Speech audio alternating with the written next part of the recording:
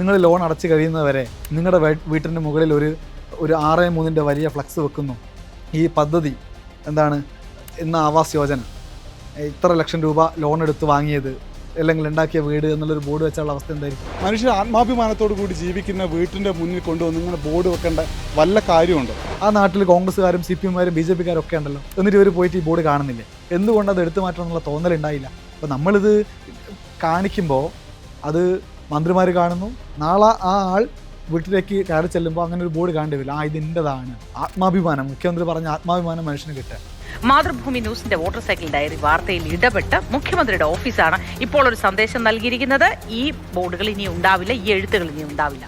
ഡൽഹി കലാപം റിപ്പോർട്ട് ചെയ്യാൻ പോയിരുന്നേ. അപ്പോൾ 4 പേര് 2 ബൈക്കിലായിട്ട് കയറി വന്നു. ഒരു കയ്യിൽ ഇത്രയും വലിയ ഇരുമ്പിൻ്റെ പൈപ്പ കയറി വന്നിട്ട് ബാലിച്ചേട്ടനോട് ചോദിച്ചു, നിങ്ങൾ ഹിന്ദു ആണോ ചോദിച്ചു.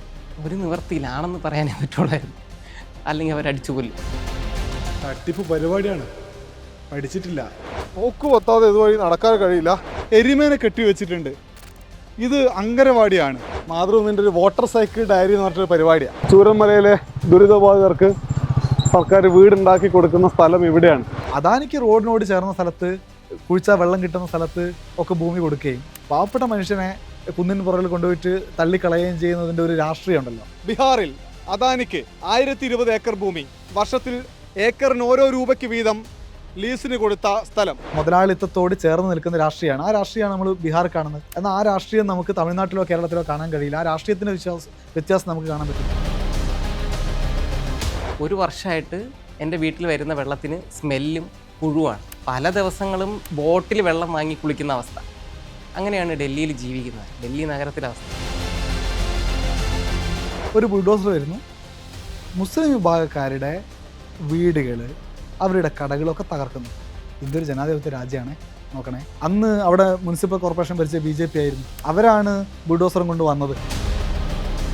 അയോധ്യ എന്ന് പറഞ്ഞ സ്ഥലത്ത് ഒരു രാമക്ഷേത്രത്തിലെ പ്രാണപ്രതിഷ്ഠ നടക്കുമ്പോൾ അവിടെ ഇന്ത്യയുടെ പ്രധാനമന്ത്രി പോയി ഇരിക്കുകയാണ്. പ്രധാനമന്ത്രി പൂജ ചെയ്യുന്നു. ഇത് മറ്റെപ്പോഴെങ്കിലും ആരെങ്കിലും കണ്ടിട്ടുണ്ടോ? പക്ക രാഷ്ട്രീയമാണ്. ഭോപ്പാലിലെ ഇലക്ഷന് വരും. ഇലക്ഷന് പറയുന്നത് എന്താണെന്നറിയും ജനങ്ങളോട്, നിങ്ങളുടെ രാജാവിനെ നിങ്ങൾ ജയിപ്പിക്കണം എന്നാണ്. നമ്മൾ കേരളത്തിൽ നടക്കും അത്. കർഷക സമരം നടക്കുമ്പോൾ അവിടെ അതിർത്തിയിൽ വെച്ച് ആ ഒരു ഭയങ്കര സംഘർഷഭരിതമായ ഒരു സാഹചര്യത്തിൽ കർഷകർക്കു നേരെ കണ്ണീർവാതക പ്രയോഗം നടത്തുന്നതിന്റെ ദൃശ്യങ്ങളാണ് തത്സമയം നമുക്ക് കാണാൻ പറ്റുന്നത്. മാധ്യമങ്ങളും മാധ്യമപ്രവർത്തകരും ഏറെ വിമർശനങ്ങൾക്ക് വിധേയരാകുന്ന കാലത്താണ് നമ്മളുടെ 2 മാധ്യമപ്രവർത്തകരുടെ വടക്കേ ഇന്ത്യയിലേക്കുള്ള ഒരു യാത്ര ഏറെ ശ്രദ്ധേയമാവുന്നത്. വോട്ടർ സൈക്കിൾ ഡയറീസ് എന്ന പ്രോഗ്രാമിലൂടെ ഏറെ ശ്രദ്ധേയരായ, ഒരുപാട് ചർച്ചകൾക്ക് വഴി തുറന്നിട്ട വൈശാഖ് ജയപാലനും അനൂപ് ദാസുമാണ് നമ്മളോടൊപ്പം. സ്വാഗതം. ഒരുപാട് ഗ്രാമങ്ങളിലെ കാഴ്ചകൾ നമ്മളിലേക്ക് എത്തുകയായിരുന്നു വോട്ടർ സൈക്കിൾ ഡയറീസ് എന്ന പരിപാടികളിലൂടെ.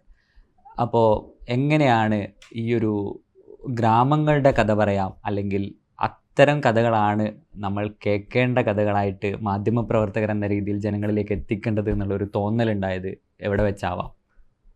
എങ്ങനെയാണ്? അതായത് സ്ഥിരം നമ്മൾ കാണുന്നൊരു മാധ്യമപ്രവർത്തനം ഉണ്ടല്ലോ, അതായത് നമ്മൾ ഡൽഹിയിൽ കൂടുതൽ ബൈറ്റ് എടുക്കാം. നമ്മൾ രണ്ടുപേരും ഡൽഹിയിലായിരുന്നു. അപ്പോൾ അനൂപ് ചെന്നൈയിൽ നിന്ന് ഡൽഹിയിൽ വന്നു. ബൈറ്റ് എടുക്കുന്ന മാധ്യമപ്രവർത്തനമാണ് കൂടുതൽ ഡൽഹിയിൽ. നമ്മളൊരു സ്ഥലത്ത് പോകുന്നു, ഒരു നേതാവിൻ്റെ വീട്ടിൽ പോകും, അവിടെ രാവിലെ തൊട്ട് രാത്രി വരെ നിൽക്കും. അപ്പോൾ ഇതിനോട് താല്പര്യമില്ലാത്തൊരു സാഹചര്യമാണ്. അത് അനൂപിനും അങ്ങനെയാണ്, എനിക്കും അങ്ങനെയാണ്. അങ്ങനെയാണ് ഇലക്ഷനൊക്കെ വരിക. അപ്പോൾ ഒരു പുതിയ പദ്ധതി എങ്ങനെ ചെയ്യാം എന്നൊക്കെ ആലോചിച്ചപ്പോഴാണ് ഇത്തരം ഇലക്ഷൻ റിപ്പോർട്ടിങ്. സാധാരണ നമ്മൾ പുറത്ത് എല്ലാ ചാനലുകളും പോകുന്നത് രാഷ്ട്രീയക്കാരുടെ പിറകെ പോവും, അവരുടെ പരിപാടികൾ കവർ ചെയ്യും. ഇങ്ങനെയാണ് അതിൻ്റെ ഒരു രീതി. അപ്പം അതിൽ നിന്ന് മാറി ഗ്രാമങ്ങളിലൊക്കെ ഒരുപാട് കാഴ്ചകളുണ്ട്. നമ്മൾ മുൻപ് പോകുമ്പോൾ ഇതൊക്കെ കാണാറുണ്ട്. അപ്പോൾ നമ്മളൊരു പരിപാടിക്ക് പോകുമ്പോൾ ഗ്രാമങ്ങളിലൂടെയാണ് പോകുന്നത്, അവിടെ കാഴ്ചകളൊക്കെ കാണാറുണ്ട്. പക്ഷെ അതൊന്നും അങ്ങനെ റിപ്പോർട്ട് ചെയ്യപ്പെടാറില്ല. അത് സ്ഥിരം വർഷങ്ങളായിട്ട്, എത്ര വർഷമായി മാധ്യമപ്രവർത്തകർ നോർത്ത് ഇന്ത്യയിൽ യാത്ര ചെയ്യുന്നത്? വളരെ കുറച്ച് പേരാണ് അങ്ങനെ റിപ്പോർട്ട് ചെയ്യുന്നത്. അപ്പം അങ്ങനെ ഒരു ഫോർമാറ്റ് മതി. രാഷ്ട്രീയക്കാർ മോശമെന്നൊന്നുമല്ല അഭിപ്രായമല്ല കേട്ടോ. അത്തരം വാർത്തകളെ ഗ്രാമം എന്നുള്ള നിലയിൽ, അല്ലെങ്കിൽ മനുഷ്യരെങ്ങനെ ജീവിക്കുന്നു എന്ന നിലയിൽ വാർത്ത റിപ്പോർട്ട് ചെയ്യാം എന്നൊരു ചിന്തയിൽ നിന്നാണ് ഈ സാധനം ഉണ്ടായി വരുന്നത്. പിന്നെ ഇത് നമ്മൾ സാധാരണ കാറിലൊക്കെ അല്ലേ സഞ്ചരിച്ചപ്പോൾ അത് വേണ്ട, കുറച്ചും കൂടെ മനുഷ്യരായിട്ട് അടുത്ത് നിൽക്കുന്ന, അതായത് നമ്മളിപ്പോൾ ഒരു കാറിലൊക്കെ ചെന്ന് ഇറങ്ങി ഒരു ക്യാമറയും ട്രൈപ്പോഡൊക്കെ എടുത്ത് വെക്കുമ്പോഴത്തേക്കും ആളുകൾ കൺസേൺ ആവും. പിന്നെ അവരങ്ങനെ തുറന്ന് സംസാരിക്കാറൊന്നുമില്ല. നമ്മൾ ബൈക്കിൽ പോകുമ്പം വളരെ സ്വാഭാവികമായിട്ട് എല്ലാ കാര്യങ്ങളും അവരങ്ങ് പറയും. അപ്പം അങ്ങനെയാണ് ഈ ആശയം ഉണ്ടായി വരുന്നത്. നമ്മളുടെ ഈ മാധ്യമപ്രവർത്തന ജീവിതത്തിൻ്റെ ഏത് ഘട്ടത്തിലാണ് അനുപേട്ടനൊക്കെ ഇങ്ങനെ ഈ എന്താ പറയുക, റൂറൽ ജേർണലിസം എന്ന് പറയുന്ന ഒരു മേഖല എക്സ്പ്ലോർ ചെയ്യാം എന്ന് കരുതുന്നത്? തുടക്കകാലം മുതൽ എനിക്ക് തോന്നുന്നു വോട്ടർ സൈക്കിൾ ഡയറീസ് ആണ് കൂടുതൽ ജനകീയമാകുന്നതെങ്കിലും അതിനു മുമ്പ് തന്നെ നിങ്ങൾ രണ്ടുപേരും ഇത്തരം ഗ്രാമങ്ങളുടെ കഥകൾ പറഞ്ഞിട്ടുണ്ട്, ഒരുപാട് മാതൃഭൂമി ആഴ്ചപ്പതിപ്പിലൊക്കെ എഴുതിയിട്ടുണ്ട്. അപ്പം അത് എവിടെ വെച്ചാണ് അങ്ങനെ ഒരു ചിന്ത ആദ്യം ഉണ്ടാകുന്നത്? ജേർണലിസം തുടങ്ങുന്ന കാലത്തിൽ, അല്ലെങ്കിൽ അങ്ങനെ ഒരു ചിന്തയിലാണോ ജേർണലിസത്തിലേക്ക് വരുന്നതും ഒക്കെ? ഉറപ്പായിട്ടും മനുഷ്യനുമായിട്ട് ബന്ധപ്പെടുന്നത് എന്ന കാഴ്ചയാണ് ജേർണലിസത്തെക്കുറിച്ച് എനിക്കുള്ളത്. അത് നമ്മൾ പക്ഷേ ഇടക്കാലത്ത് എപ്പോഴൊക്കെയോ ജേർണലിസം മറ്റ് പലതിലേക്കും പോയിക്കൊണ്ടിരിക്കുകയാണ്. അത് നേരത്തെ വൈശാഖ് പറഞ്ഞ പോലെ തന്നെ, ഒന്ന് രാഷ്ട്രീയ നേതാക്കളുടെ പ്രതികരണങ്ങൾ മാത്രം, അതല്ലെങ്കിൽ നഗരകേന്ദ്രീകൃതമായിട്ടുള്ള ഒരു മാധ്യമ പ്രവർത്തനം, നഗരങ്ങളിലെ ആളുകൾക്ക് പറയാനുള്ളത് മാത്രം കേൾപ്പിക്കുക. അതിനപ്പുറത്തേക്ക് ഗ്രാമങ്ങളിലേക്ക്, നഗരങ്ങളിലായിരിക്കുമല്ലോ ഈ മാധ്യമങ്ങളുടെ ഓഫീസ്. അപ്പോൾ ഓഫീസിന് താഴെയോ അല്ലെങ്കിൽ ഓഫീസിന് 2 കിലോമീറ്റർ അപ്പുറത്തോ ഉള്ള ഒരു സംഭവം നന്നായി റിപ്പോർട്ട് ചെയ്യപ്പെടുന്നുണ്ട്. എന്നാൽ അതിനപ്പുറത്തേക്ക് ഗ്രാമങ്ങളിൽ മനുഷ്യർ ജീവിക്കുന്നുണ്ട്, അവർക്ക് ഒരുപാട് കാര്യങ്ങൾ പറയാനുണ്ട്, അത് കേൾക്കാൻ ആളുകളില്ല എന്നത് വളരെ വിസിബിളാണ്. പിന്നെ ഒന്ന്, ഇപ്പോൾ കേരള സമൂഹവും കേരളത്തിന് പുറത്തുള്ള സമൂഹവും വ്യത്യാസമാണ്. അപ്പോൾ ജേർണലിസ്റ്റിലേക്ക് ഞാൻ വരുന്നത്, അത് ഞാൻ ഈ പണിയെടുക്കുന്നത് കൊണ്ട് ഏതെങ്കിലും ഒരു മനുഷ്യനെങ്കിലും ഗുണം ഉണ്ടാവണം എന്നുള്ളതാണ് എൻ്റെ കാഴ്ച. അല്ലാതെ വെറുതെ എനിക്ക് ശമ്പളം കിട്ടുമോ അല്ലെങ്കിൽ എനിക്ക് മറ്റ് സൗകര്യങ്ങൾ കിട്ടുമോ എന്നുള്ളതല്ല. ശമ്പളം കിട്ടണം, ജീവിക്കണം. അതിനപ്പുറത്തേക്ക് നമ്മൾ ഈ തൊഴിലെടുക്കുന്നത് കൊണ്ട് ചുറ്റുമുള്ള മനുഷ്യന് ഗുണം ഉണ്ടാവണം എന്നുള്ളതാണ് ഈ തൊഴിലുമായിട്ട് ബന്ധപ്പെട്ടുകൊണ്ടുള്ള ചിന്ത. മാതൃഭൂമിയിലേക്ക് വരുമ്പോൾ ഒരു സാധ്യതകളുടെ ഒരു വലിയ കടലാണ് തുറന്നു കിട്ടുന്നത്. മാതൃഭൂമി വാർത്ത ചെയ്യുന്ന ഒരു റിപ്പോർട്ടർക്ക് മുന്നിൽ ഒരുപാട് ബാരിക്കേഡുകൾ കൊണ്ടുവെക്കില്ല. നിങ്ങൾ ചെയ്യുന്ന കാര്യങ്ങൾ കൃത്യമായിരിക്കണം, ശരിയായിരിക്കണം എന്നുള്ളത് മാത്രമേ മാതൃഭൂമിക്കുള്ളൂ. അപ്പോൾ മാതൃഭൂമിയിൽ ചെന്നൈയിൽ കിട്ടുമ്പോൾ ഒരു സ്വതന്ത്ര ബ്യൂറോ, കേരളത്തിന് പുറത്തുള്ള ഞാനൊക്കെ നേരത്തെ ഈ മാതൃഭൂമിയിൽ വരുന്നതിന് മുൻപ് ഒരുപാട് സംസ്ഥാനങ്ങളിലൊന്നും യാത്ര ചെയ്തിട്ടില്ല. അപ്പം ആദ്യമായിട്ട് അങ്ങനെ ഒരുപാട് ദിവസം തൊഴിലെടുക്കുന്ന സ്ഥലമാണ് തമിഴ്നാട്, ചെന്നൈ. അവിടെ പോയി അവിടുന്ന് നമ്മൾ കേൾക്കുന്ന വാർത്തകളൊക്കെ പുതുമയുള്ളതാണ്. അപ്പോൾ എനിക്ക് ഓർമ്മയുണ്ട് 2019 അവിടെ കാഞ്ചീപുരത്ത് അടിമത്തൊഴിലാളികളായിട്ടുള്ള ആളുകളെക്കുറിച്ചുള്ള വാർത്തകളൊക്കെ സജീവമായിട്ട് വരുന്നുണ്ട് പല സ്ഥലത്തും. അപ്പോൾ ഒരു ദിവസം ഞാനൊരു ചിത്രം കാണുകയാണ്. ഒരു മനുഷ്യൻ കുറേ ഉദ്യോഗസ്ഥരുടെ കാൽ കീഴിൽ ഇങ്ങനെ കമിഴ്ന്ന് വീണ് കിടക്കുകയാണ്. ആ കാഴ്ചയെ തന്നെ നമുക്ക് അറിയാൻ കഴിയും അയാൾ രക്ഷിക്കണേ എന്നായിരിക്കും പറയുന്നുണ്ടാവുക എന്നുള്ളത്. യഥാർത്ഥത്തിൽ അതായിരുന്നു സംഭവം. 10-12 വർഷക്കാലം അടിമത്തൊഴിലാളിയായി നിന്ന് അയാൾ അടിമത്തൊഴിലിടത്തിൽ പണിയെടുക്കുമ്പം രക്ഷപ്പെടുത്താൻ വന്ന ആളുകളാണത്. അപ്പോൾ അതിൻ്റെ പിറകെ പോയപ്പോൾ ഞെട്ടിപ്പിക്കുന്ന കഥയാണ്. നമ്മൾ ജീവിക്കുന്ന ഈ കാലത്തും അടിമത്തൊഴിൽ നിലനിൽക്കുന്നു എന്നുള്ളത്. ഒരു ക്ഷേത്രത്തിൽ ഉത്സവം നടത്താൻ വേണ്ടിയിട്ട് കുറച്ച് പൈസ കടം വാങ്ങി അത് തിരിച്ചു കൊടുക്കാൻ പറ്റാതെ അവർ കുടുംബം മുഴുവൻ അടിമത്തൊഴിലാളികളായതാണ്. അത് അവിടെ മാത്രമല്ല, തമിഴ്നാട്ടിൻ്റെ മഹാഭൂരിപക്ഷം സ്ഥലത്തും ഈ അടിമത്തൊഴിൽ നിലനിൽക്കുന്നുണ്ട്. അതിൽ ജാതിയുണ്ട്, അതിൽ പണം ഒരു ഘടകമാണ്, സാമ്പത്തികവും ജാതിയൊക്കെയാണ് ഇതിൽ വർക്ക് ചെയ്യുന്നത്. ഇങ്ങനെ നമ്മൾ കാണുന്ന കാഴ്ചകളിലൊക്കെ മനുഷ്യൻ്റെ ഈ രോദനമുണ്ട്. മനുഷ്യൻ്റെ ഈ രോദനം നമ്മൾ പറഞ്ഞാൽ, അത് കുറേ ആളുകളിലേക്ക് എത്തിയാൽ അതൊരു പക്ഷേ പരിഹരിക്കപ്പെടും. അപ്പം ഞാൻ തന്നെ ആ അടിമത്തൊഴിലാളികളുമായിട്ട് ബന്ധപ്പെട്ടുള്ള വിഷയം മുഖ്യമന്ത്രി MK സ്റ്റാലിന് ആ വിഷയം സ്റ്റാലിനെ നേരിട്ട് കണ്ട് പറയാനുള്ള ഒരു അവസരം തമിഴ്നാട്ടിൽ നിന്ന് കിട്ടിയിരുന്നു. അപ്പം ജയ് ഭീം സിനിമയൊക്കെ വന്നു. നമ്മൾ ഈ വാർത്ത ചെയ്ത് 2 വർഷത്തിന് ശേഷമാണ് ജയ് ഭീം സിനിമ വരുന്നത്. അപ്പം ജയ് ഭീം സിനിമ വന്നതോടുകൂടി അത് വളരെ ലൗഡായി പറയുകയാണല്ലോ, ആളുകൾക്ക് മുന്നിൽ ഇരുളരുടെ ജീവിതം ഒരു ഇഷ്യൂ ആയിട്ട് വന്ന് നിൽക്കുകയാണ്. ജയ് ഭീമിലെ യഥാർത്ഥ കഥാപാത്രങ്ങളെ നേരിട്ട് കാണുകയും അവരോടൊപ്പം നിൽക്കുകയും അവരുടെ കഥകൾ കാണുകയും ഒക്കെ ചെയ്തിരുന്നു. അതും കൂടെ അതെ. ജയ് ഭീമിലെ യഥാർത്ഥ കഥാപാത്രങ്ങൾ, ഒന്ന് ഏറ്റവും പ്രധാനപ്പെട്ടത് ജസ്റ്റിസ് ചന്ദ്രുവാണ്. ജസ്റ്റിസ് ചന്ദ്രു അതിഗംഭീരനായിട്ടുള്ള ഒരു മനുഷ്യനാണ്. അദ്ദേഹം ഇപ്പോഴും തൊഴിലാളികൾക്ക് വേണ്ടിയിട്ടാണ്. ജസ്റ്റിസ് ചന്ദ്രുവിനെ കുറിച്ച് എന്നോട് ചെന്നൈ പോയ കാലത്ത് തന്നെ അവിടെ ഇന്ത്യൻ എക്സ്പ്രസ്സിൽ ജോലി ചെയ്യുന്ന അരുൺ ജനാർദ്ദനം പറഞ്ഞിരുന്നു, മലയാളി, നമ്മുടെ ഇടുക്കിക്കാരൻ. അപ്പോൾ അരുണേട്ടൻ പറഞ്ഞപ്പോൾ അന്നപ്പോൾ എനിക്ക് കാണാൻ പറ്റിയില്ല, പക്ഷേ സിനിമ ഇറങ്ങിക്കഴിഞ്ഞതിന് ശേഷം ഞാൻ പോയി കണ്ടു. ജസ്റ്റിസ് ചന്ദ്രു പിന്നെ വിദ്യാർത്ഥി സംഘടനാ പ്രവർത്തനത്തിലുണ്ടായിരുന്നു, ട്രേഡ് യൂണിയൻ സജീവ പ്രവർത്തകനായിരുന്നു. അതിനുശേഷമാണ് അദ്ദേഹം ജഡ്ജിയായിട്ടൊക്കെ വരുന്നത്. അപ്പോൾ അഭിഭാഷകനായി നിൽക്കുന്ന കാലയളവിൽ ജസ്റ്റിസ് ചന്ദ്രു തൊഴിലാളികൾക്ക് വേണ്ടി ഫീസ് വാങ്ങാതെ വാദിച്ച അഭിഭാഷകനാണ്. അപ്പം അങ്ങനെ ഒരു അഭിഭാഷകൻ പിന്നീട് ജഡ്ജിയായി മാറിയപ്പോൾ ഇന്ത്യയിൽ തന്നെ ചെറിയ കാലയളവിൽ കൂടുതൽ കേസുകൾ പരിഗണിച്ച് വിധി പറഞ്ഞ ഒരു ജഡ്ജിയായിട്ട് മാറുന്നു. അയാളുടെ സാമൂഹ്യ പ്രതിബദ്ധതയാണ് കാണിക്കുന്നത്. ഇപ്പോഴും ഒരു ഓഫീസ് തുടങ്ങി പാവപ്പെട്ട മനുഷ്യരെ, തൊഴിലാളികളൊക്കെ സഹായിക്കാൻ ചന്ദ്രു ചെന്നൈയിലുണ്ട്. ചന്ദ്രുവിനെ പോയി കാണുന്നു. അത് വലിയൊരു ഒരു അനുഭവമായി മാറുക നമുക്ക്. അപ്പം ചന്ദ്രുവിനോട് ഇരുളരുടെ പ്രശ്നങ്ങൾ, പ്രയാസങ്ങൾ പറഞ്ഞ ആള്, അറിയിച്ച ആള് എന്ന് പറയുന്നത് കല്യാണിയാണ്, പ്രൊഫസർ കല്യാണി. ഫിസിക്സിന്റെ അധ്യാപകനാണ്. അദ്ദേഹം വിവാഹം കഴിച്ചിട്ടില്ല. അദ്ദേഹം ഒരു നക്സലൈറ്റ് നേതാവായിരുന്നു ആ കാലത്ത്. അപ്പം നക്സലൈറ്റ് നേതാവ് എന്ന് പറയുമ്പോൾ അദ്ദേഹം ജനങ്ങൾക്ക് വേണ്ടിയുള്ള പോരാട്ടമായിരുന്നു. തുടക്കം മുതൽ അടിസ്ഥാന വർഗത്തിന് വേണ്ടിയുള്ള പോരാട്ടമായിരുന്നു പ്രൊഫസർ കല്യാണി. ആ പ്രൊഫസർ കല്യാണിയുടെ വീട്ടിൽ ഞാൻ പോയി താമസിച്ചു 2 ദിവസം. അദ്ദേഹത്തോട് സംസാരിച്ചു. അപ്പം അദ്ദേഹം പഴയ കഥകളും പുതിയ കഥകളും, അദ്ദേഹം ഇപ്പോൾ ഈ പ്രായത്തിലും നടക്കാനൊക്കെ ചെറിയ പ്രയാസം ഉണ്ടെങ്കിൽ പോലും അദ്ദേഹം ജനങ്ങൾക്ക് വേണ്ടിയുള്ള പ്രവർത്തനത്തിലാണ്, പ്രത്യേകിച്ച് ഇരുളർക്ക് വേണ്ടിയുള്ള പ്രവർത്തനത്തിലാണ്. അപ്പോൾ അടിച്ചമർത്തപ്പെടുന്ന ജനങ്ങളുടെ കൂടെ നിൽക്കാനും അവരെ മുന്നിലേക്ക് നയിക്കാനൊക്കെ ഒരുപാട് മനുഷ്യർ നമുക്ക് ചുറ്റും ഉണ്ടെന്നാണ് ഈ ചന്ദ്രുവിനെയും പ്രൊഫസർ കല്യാണിനൊക്കെ കാണുമ്പോൾ നിസ്വാർത്ഥമായിട്ടുള്ള ആളുകൾ ഉണ്ടെന്നാണ് മനസ്സിലാവുന്നത്. ഒന്നും തിരിച്ചു കിട്ടണം എന്ന് ആഗ്രഹിക്കാതെ അതിനു വേണ്ടി. അതെ, തിരിച്ചു കിട്ടുക എന്ന് പറഞ്ഞാൽ ജസ്റ്റിസ് ചന്ദ്രോ അല്ലെങ്കിൽ പ്രൊഫസർ കല്യാണി ഒരു സ്ഥലത്ത് പോയി നിന്നാൽ ഓരോരോ ആളുകൾ പെരുമാറുന്ന സ്നേഹത്തോടെ ആയിരിക്കും. കാരണം അവര് മതത്തിൻ്റെയോ ജാതിയുടെയോ വർണ്ണത്തിൻ്റെയോ വർഗത്തിൻ്റെയോ ഒന്നും പേരിൽ ഏതെങ്കിലും മനുഷ്യനെ വേർതിരിച്ച് നിർത്തുന്ന ആളുകളല്ല. മനുഷ്യൻ എന്ന പരിഗണന, അല്ലെങ്കിൽ തൊഴിലാളി എന്നുള്ള പരിഗണന, അടിച്ചമർത്തപ്പെട്ടവൻ എന്ന പരിഗണനയോടുകൂടി മനുഷ്യർ കണ്ട് സഹായിക്കുന്ന, ചേർത്ത് പിടിക്കുന്ന മനുഷ്യരാണ്. അപ്പം അവർക്ക് കിട്ടുന്ന ആ സമ്പാദ്യത്തിന് അപ്പുറത്ത് വലിയ സമ്പാദ്യം അംബാനിക്ക് ഉണ്ടാവുമോ, അദാനിക്ക് ഉണ്ടാവുമോ? ഉണ്ടാവില്ല എന്നുള്ളതാണ്. അപ്പം ഇത്തരം മനുഷ്യരോട് ചേർന്ന് നിൽക്കുകയും അവരുടെ കഥകൾ പറയുകയും ഒക്കെ ചെയ്യുമ്പോൾ നമുക്ക് കിട്ടുന്നൊരു സംതൃപ്തി ഉണ്ട്. അതാണ് ഞാൻ എൻ്റെ ജേർണലിസ്റ്റിൽ എന്താ അനുഭവിച്ച വലിയ സന്തോഷം. ഇപ്പോൾ ഈ ജയ് ഭീം സിനിമ ഇറങ്ങിയതിന് ശേഷം അപ്പം ഒരു സിനിമ സമൂഹത്തെ വലിയ രീതിയിൽ സ്വാധീനിച്ചു. ഈ കഥ പുറത്തെത്തുകയും ഇത് ചർച്ചയാവുകയും, ഇപ്പോൾ പറഞ്ഞു MK സ്റ്റാലിനെ കണ്ടു. അപ്പോൾ അത് എങ്ങനെയാണ് അവിടെ ഇമ്പാക്റ്റ് ഉണ്ടാക്കിയത്? അതിൻ്റെ ഫലമായിട്ട് ആ സമൂഹത്തിന് എന്ത് മാറ്റം ഉണ്ടായി? പിന്നീട് എനിക്ക് തോന്നുന്നു സൂര്യയും ഇടപെട്ടു, അവരുടെ ആ ടീം ഇടപെടുകയുണ്ടായി. MK സ്റ്റാലിൻ വലിയ അന്വേഷണം ഒക്കെ നടത്തുകയും അതിനകത്ത് നടപടിയെടുക്കുകയും ചെയ്തു. അപ്പോൾ നേരിട്ട് കണ്ടു എന്ന് പറയുന്നു. അപ്പോൾ എന്തായിരുന്നു ഒരു പ്രതികരണം? അതിൻ്റെ തുടർന്നുണ്ടായത് എന്തായിരുന്നു? ഈ ജയ് ഭീം സിനിമ വന്നതിന് ശേഷമാണ് ഞാൻ MK സ്റ്റാലിനെ കാണുന്നത്. ഞാൻ കണ്ട് ഇരുളയുടെ പ്രശ്നം കുഴപ്പമാണെന്നുള്ള രീതിയിൽ കുറച്ച് സമയം കിട്ടിയിട്ടുള്ളൂ. അദ്ദേഹത്തോട് സംസാരിച്ചു.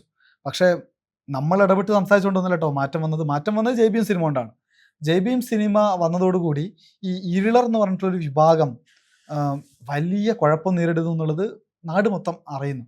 അതിനു മുൻപേ അറിയാം. പക്ഷേ എടപ്പാടി പളനിസ്വാമി എന്ന് പറഞ്ഞിട്ടുള്ള മുഖ്യമന്ത്രിക്ക് അദ്ദേഹത്തിൻ്റെ ഏറ്റവും പ്രധാനപ്പെട്ട വിഷയം അധികാരം സംരക്ഷിച്ച് നിർത്തുക എന്നുള്ളത് മാത്രമായിരുന്നു. എടപ്പാടി സർക്കാർ പോയി, സ്റ്റാലിൻ സർക്കാർ വന്ന് കുറച്ച് കഴിയുമ്പോഴത്തേക്കാണ് ഈ സിനിമ പുറത്തിറങ്ങുന്നത്. അപ്പോൾ സിനിമ പുറത്തിറങ്ങുമ്പോഴത്തേക്ക് സ്റ്റാലിൻ ആ വിഷയം, സിനിമ കാണുന്നു, വിഷയം ഏറ്റെടുക്കുന്നു. അപ്പോൾ സ്റ്റാലിൻ ജില്ലാ കളക്ടർമാർക്ക് നിർദ്ദേശം കൊടുത്തു. തമിഴ്നാട്ടിലെ എല്ലാ ജില്ലകളിലും എത്ര ഇരുളർ താമസിക്കുന്നുണ്ട്, അവരുടെ ജീവിത സാഹചര്യം ഇപ്പം എങ്ങനെയാണ്, ആർക്കൊക്കെ ഭൂമിയില്ല, ആർക്കൊക്കെ വീടില്ല തുടങ്ങിയിട്ടുള്ള കണക്കുകൾ ഉടനടി വേണമെന്ന് പറഞ്ഞു. അപ്പോൾ നമ്മുടെ മലയാളിയായിട്ടുള്ള ഒരു ജില്ലാ കളക്ടർക്ക് ഉണ്ടായിരുന്നു അവിടെ. അപ്പം കളക്ടർമാർ ഈ കണക്കെടുത്ത് കൊടുത്തു. സ്റ്റാലിൻ്റെ അടുത്ത ഉത്തരവ് എന്താണെന്നറിയോ?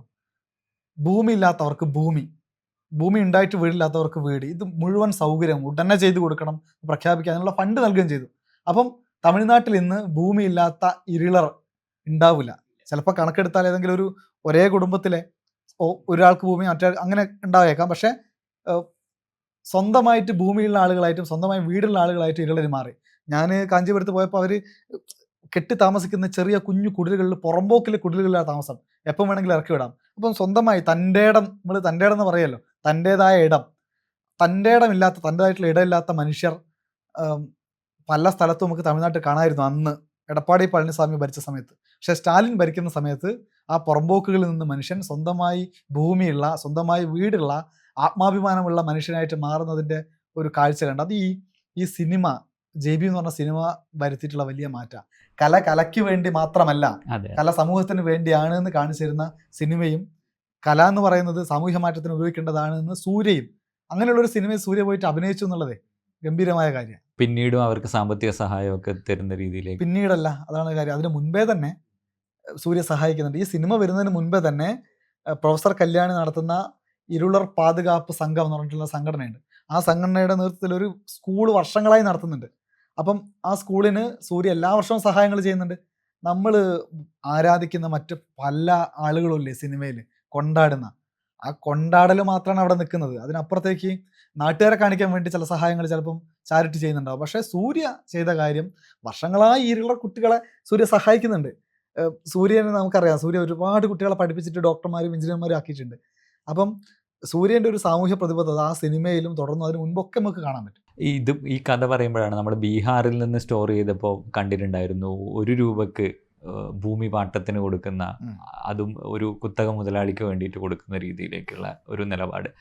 ആ സ്ഥലത്തും ഇതുപോലെ ജനങ്ങൾ വലിയ രീതിയിൽ ബുദ്ധിമുട്ട് അനുഭവിക്കുന്നുണ്ട്. അപ്പോൾ അങ്ങനെ ചിലയിടങ്ങളിലൊക്കെ പണത്തിന് മീതെ ഒന്നും പരുന്തും പറക്കില്ല, ഒരാളും അതിന് മേലെ നിലപാടെടുക്കില്ല എന്നുള്ളൊരു സംഭവമുണ്ട്. അപ്പം ഇത് രണ്ടും കാണുമ്പോൾ ഒരു സ്ഥലത്ത് നമ്മൾ കാണുന്നത് ഇത്തരത്തിൽ നിലപാടുകൾ എടുത്തു പോകുന്നു, അതിന് പരിഹാരം ഉണ്ടാകുന്നു. മറ്റു സ്ഥലത്ത് പലരും ഇതിൻ്റെ കൂടെ നിൽക്കുകയാണ്, സിസ്റ്റം പോലും ഇതിൻ്റെ കൂടെ നിൽക്കുകയാണ് ഈ ചൂഷണത്തിന്. അപ്പോൾ ഇത് രണ്ടും കാണുന്ന ഒരാൾ എന്നുള്ള രീതിയിൽ എന്ത് തോന്നുന്നു? നമ്മൾ ഇവിടെ ചൂരൽമലയിൽ മല ഇടിഞ്ഞു വന്ന് മനുഷ്യർക്ക് അതിനുള്ളിലായിപ്പോയി, കുറേ വീടുകൾ ഒഴുകിപ്പോയി, മനുഷ്യർ ഒഴുകിപ്പോയി, ഒരുപാട് ആളുകൾ നമുക്ക് ഇപ്പോഴും കാണാനില്ല. അപ്പം ഗവൺമെൻറ് എന്ത് ചെയ്തു? ഞാനുൾപ്പെടെ, അഭിഷേക് ഉൾപ്പെടെ, വൈശാഖ് ഉൾപ്പെടെ പൈസ കൊടുത്തു. അതായത് 100-700 കോടി നമ്മൾ മലയാളികളും നമ്മളോട് സ്നേഹമുള്ള ഒരുപാട് മനുഷ്യരും കൊടുത്തു. അത് വെച്ച് ഗവൺമെൻറ് കുറേ ഭൂമി വാങ്ങി അവിടെ വീട് വെച്ചു. കേരളത്തിൽ തന്നെ ഇപ്പോൾ മുസ്ലിം ലീഗ് 100 വീട് വെക്കുന്നു. മറ്റ് പല രാഷ്ട്രീയ പാർട്ടികളും സംഘടനകളും സഹായങ്ങൾ ചെയ്യുന്നു. എന്തിനായാലും സ്റ്റേറ്റ് എന്ത് ചെയ്യുന്നു? സ്റ്റേറ്റ് സ്ഥലം വാങ്ങി അവിടെ വീടെടുക്കുന്നു, റോഡ് ഉണ്ടാക്കുന്നു. വീട് വേണ്ടെന്ന് പറയുന്നവർക്ക് 15 ലക്ഷം രൂപ കൊടുക്കുന്നു. മാറി താമസിക്കുന്ന ആളുകൾക്ക് വാടക കൊടുക്കുന്നു. അവർക്ക് തൊഴിലിന് പോകാൻ പറ്റാത്ത ആളുകൾക്ക് ദിവസം 300 രൂപ വെച്ച് കൊടുക്കുന്നു. ഇങ്ങനെ ഒരു സിസ്റ്റം ഉണ്ടാക്കി. അപ്പം ബീഹാറിൽ ഇപ്പം അഭിഷേക് പറഞ്ഞില്ല, 1 രൂപയ്ക്ക് അദാനിക്ക് ഭൂമി കൊടുത്ത സ്ഥലം, അതിന് തൊട്ടുപുറത്ത് താമസിക്കുന്ന നമ്മളെ ദൃശ്യങ്ങളിൽ കാണിച്ച ആളുകൾ എന്ന് പറയുന്നത് അവിടെ കോസി നദി, ബീഹാറിലെ കോസി നദി കരകവിഞ്ഞൊഴുകുക എന്ന് മാത്രമല്ല ഗ്രാമങ്ങളെ മുക്കിക്കളഞ്ഞു. ഗ്രാമങ്ങളില്ല, പല ഗ്രാമങ്ങളും ഇപ്പം നദിക്കുള്ളില്ല. അപ്പം അങ്ങനെ സംഭവിച്ചപ്പോൾ ഈ ആളുകൾക്ക് മാറി താമസിക്കേണ്ടി വന്നു. അപ്പം ഗവൺമെൻറ് എന്ത് ചെയ്തു? ഗവൺമെൻറ് ഈ ആളുകളെ ഈ കുന്നുംപുറത്തേക്ക് കൊണ്ടുവന്നു, നമ്മളെ വിഷ്വൽ കാണിച്ച കുന്നുംപുറത്തേക്ക് കൊണ്ടുവന്ന് അവർക്ക് കുറച്ച് ഭൂമി കൊടുത്തു. ഭൂമി കൊടുത്തിട്ട് അവിടെ ഇട്ടു. വെള്ളമില്ല, വീടില്ല, റോഡില്ല, സ്കൂളില്ല, ഒന്നുമില്ല, തൊഴിലെടുക്കാനുള്ള സംവിധാനമില്ല. ഇവരൊക്കെ പുഴയിൽ പോയിട്ട് മീൻ പിടിച്ചോ അല്ലെങ്കിൽ നാട്ടിലെ ചില ജോലി എടുത്തിട്ടൊക്കെ ജീവിച്ച ആൾക്കാരാണ്. മറ്റൊരു സ്ഥലത്തേക്ക് മാറ്റുമ്പോൾ ഇവർക്ക് വീട് വേണ്ടേ, വെള്ളം വേണ്ടേ, സ്കൂള് വേണ്ടേ, അംഗനവാടി വേണ്ടേ, തൊഴിലെടുക്കാനുള്ള സാഹചര്യം വേണ്ടേ, ഒന്നുമില്ല. അതേ സമയത്ത് ഈ തൊട്ടടുത്ത് അദാനിക്ക് ഭൂമി കൊടുക്കുകയാണ്.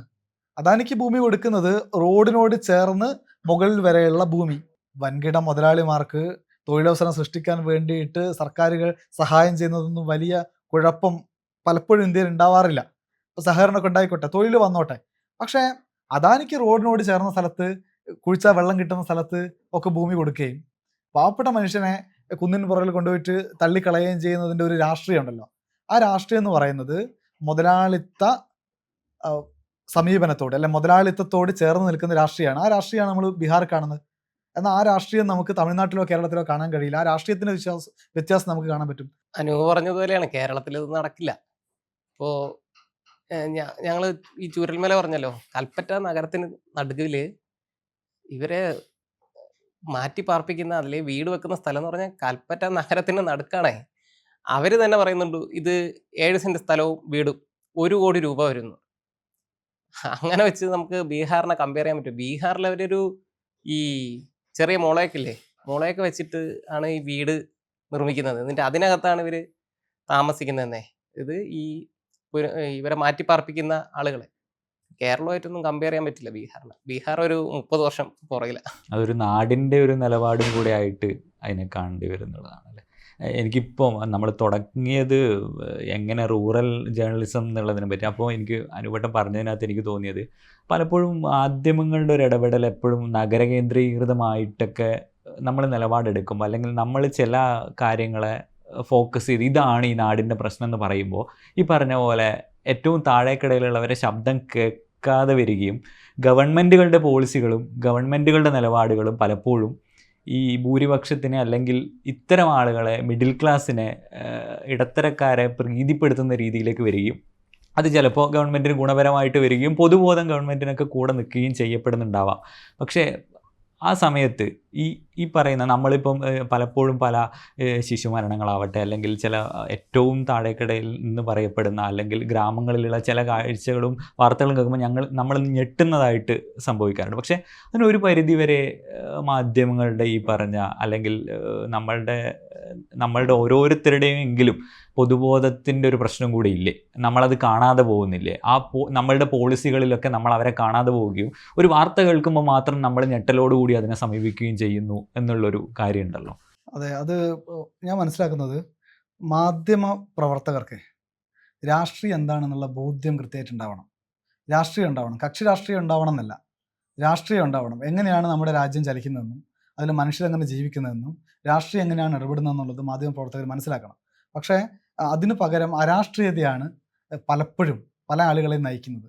അരാഷ്ട്രീയത എന്ന് പറയുമ്പോൾ പലപ്പോഴും അത് ഭരിക്കുന്ന ആളുകളുടെ കൂടെ നിൽക്കുന്ന കാഴ്ചകളായിരിക്കും അവർ കാണുന്നുണ്ടാവുക. ഇപ്പം ഇംഗ്ലീഷ് ഹിന്ദി ചാനലുകൾ എടുത്തു നോക്കൂ, മഹാഭൂരിപക്ഷത്തിലും മുഖ്യധാര ചാനലുകളിൽ നമുക്ക് സാധാരണ ജനങ്ങളുടെ പ്രശ്നങ്ങൾ കാണാൻ പറ്റില്ല. നേതാക്കന്മാരുടെ പ്രതികരണങ്ങളോ അതല്ലെങ്കിൽ അറപ്പുളവാക്കുന്ന വർഗീയ ചർച്ചകളോ മാത്രമേ നമുക്ക് കാണാൻ പറ്റുള്ളൂ. അതിനപ്പുറത്തേക്ക് നമ്മുടെ രാജ്യം നേരിടുന്ന പ്രശ്നം എന്താണ്, അല്ലെങ്കിൽ ഓരോയിടത്ത് മനുഷ്യരെങ്ങനെ ജീവിക്കുന്നു എന്നുള്ളത് കാണാനേ കഴിയില്ല. പക്ഷെ നമ്മൾ നിശ്ചയിച്ചത് ഇപ്പോൾ വാട്ടർ സൈക്കിൾ ഡയറി കാണുന്ന കാഴ്ചകൾ എന്ന് പറയുന്നത് മനുഷ്യൻ്റെ ജീവിതമായിരിക്കും. വിശാഖ നേരത്തെ പറഞ്ഞല്ലോ, മനുഷ്യൻ എങ്ങനെ ജീവിക്കുന്നു എന്നുള്ളതാണ് ഞങ്ങളുടെ കാഴ്ച. ഏറ്റവും പാവപ്പെട്ട മനുഷ്യൻ എങ്ങനെയാണ് നാട്ടിൽ ജീവിക്കുന്നത് എന്നുള്ളത് ആളുകൾ അറിയണ്ടേ. അപ്പം ഉത്തരേന്ത്യയിലൊക്കെ കേരളത്തിലെ ജീവിതത്തിനേക്കാളും കുറച്ചുകൂടി പ്രയാസപ്പെട്ട ജീവിതമാണ് എന്നുള്ള ഒരു പൊതുധാരണ കേരളത്തിലുണ്ട് എങ്കിലും വാട്ടർ സൈക്കിൾ ഡയറി ബീഹാറിൽ പോയി അവിടുത്തെ മനുഷ്യൻ്റെ ജീവിതം കാണിച്ചു കൊടുത്തപ്പോൾ കേരളത്തിൽ ഉണ്ടാകുന്ന പ്രതികരണം, ഓ ഇങ്ങനെയാണല്ലേ, അവിടുത്തെ ഡോക്ടർ ഇങ്ങനെയാണല്ലേ, അവിടുത്തെ അംഗനവാടികൾ ഇങ്ങനെയാണോ എന്നൊക്കെയുള്ള ചോദ്യങ്ങൾ ഒരുപാട് നമുക്ക് വന്നു. അതിൻ്റെ കൂടെ നിങ്ങൾ ഇത് മാത്രമേ കാണുന്നുള്ളൂ എന്ന ചോദ്യം വന്നു. ഞങ്ങൾ പാവപ്പെട്ട മനുഷ്യരെ കാണാനും അവരുടെ ജീവിതം എങ്ങനെയെന്ന് അറിയാനും വേണ്ടിയിട്ടാണ് പോയത്. അപ്പം നമുക്ക് പിന്നെ മറ്റു കാഴ്ചകൾ കാണാൻ പറ്റില്ലല്ലോ. ഇപ്പം നഗരത്തിലൂടെ ഉണ്ടാക്കുന്ന ഒരു 6 വരി പാതയല്ല വികസനം. ഗ്രാമങ്ങളിൽ മനുഷ്യൻ എങ്ങനെ ജീവിക്കുന്നു, അവൻ്റെ ജീവിതത്തിൽ എന്ത് പുരോഗതി ഉണ്ടാക്കാൻ സർക്കാരിന് സാധിച്ചു, അത് ഏത് സർക്കാർ എന്നുള്ളത് ഞങ്ങളുടെ വിഷയമല്ല. അവിടെ ഭരിക്കുന്ന കമ്മ്യൂണിസ്റ്റ് ആണോ കോൺഗ്രസ് ആണോ BJP ആണോ എന്നുള്ളത് ഞങ്ങളുടെ വിഷയമല്ല. മനുഷ്യൻ എങ്ങനെ ജീവിക്കുന്നു എന്നുള്ളതാണ് വിഷയം. മനുഷ്യൻ എങ്ങനെ ജീവിക്കുന്നു എന്ന് പറയുമ്പോൾ അവിടെ മുസഹർ വിഭാഗക്കാർ ജീവിക്കുന്ന കോളനിയിൽ ഒരു ഒറ്റ വീട് ഗവൺമെൻറ് വെച്ചു കൊടുത്തിട്ടില്ല. അവിടെയുള്ള അംഗനവാടി വർഷങ്ങൾക്ക് മുൻപ് നിർമ്മിച്ചൊരു അംഗനവാടിയാണ്. ആ അംഗനവാടി ടീച്ചർ മാസത്തിൽ 2 തവണയേ വരുന്നുള്ളൂ. 2 തവണ വന്നാലായി. അംഗനവാടികൾ എന്ന് പറയുന്നത് ഗവൺമെൻറ് അവിടെ പോലും വിഭാവനം ചെയ്തത് അവിടെ ഭക്ഷണം ഉണ്ടാക്കി കുഞ്ഞുങ്ങൾക്ക് കൊടുക്കുകയും അവർക്ക് അത്യാവശ്യം പാഠങ്ങൾ പറഞ്ഞു കൊടുക്കാനുള്ളതാണ്.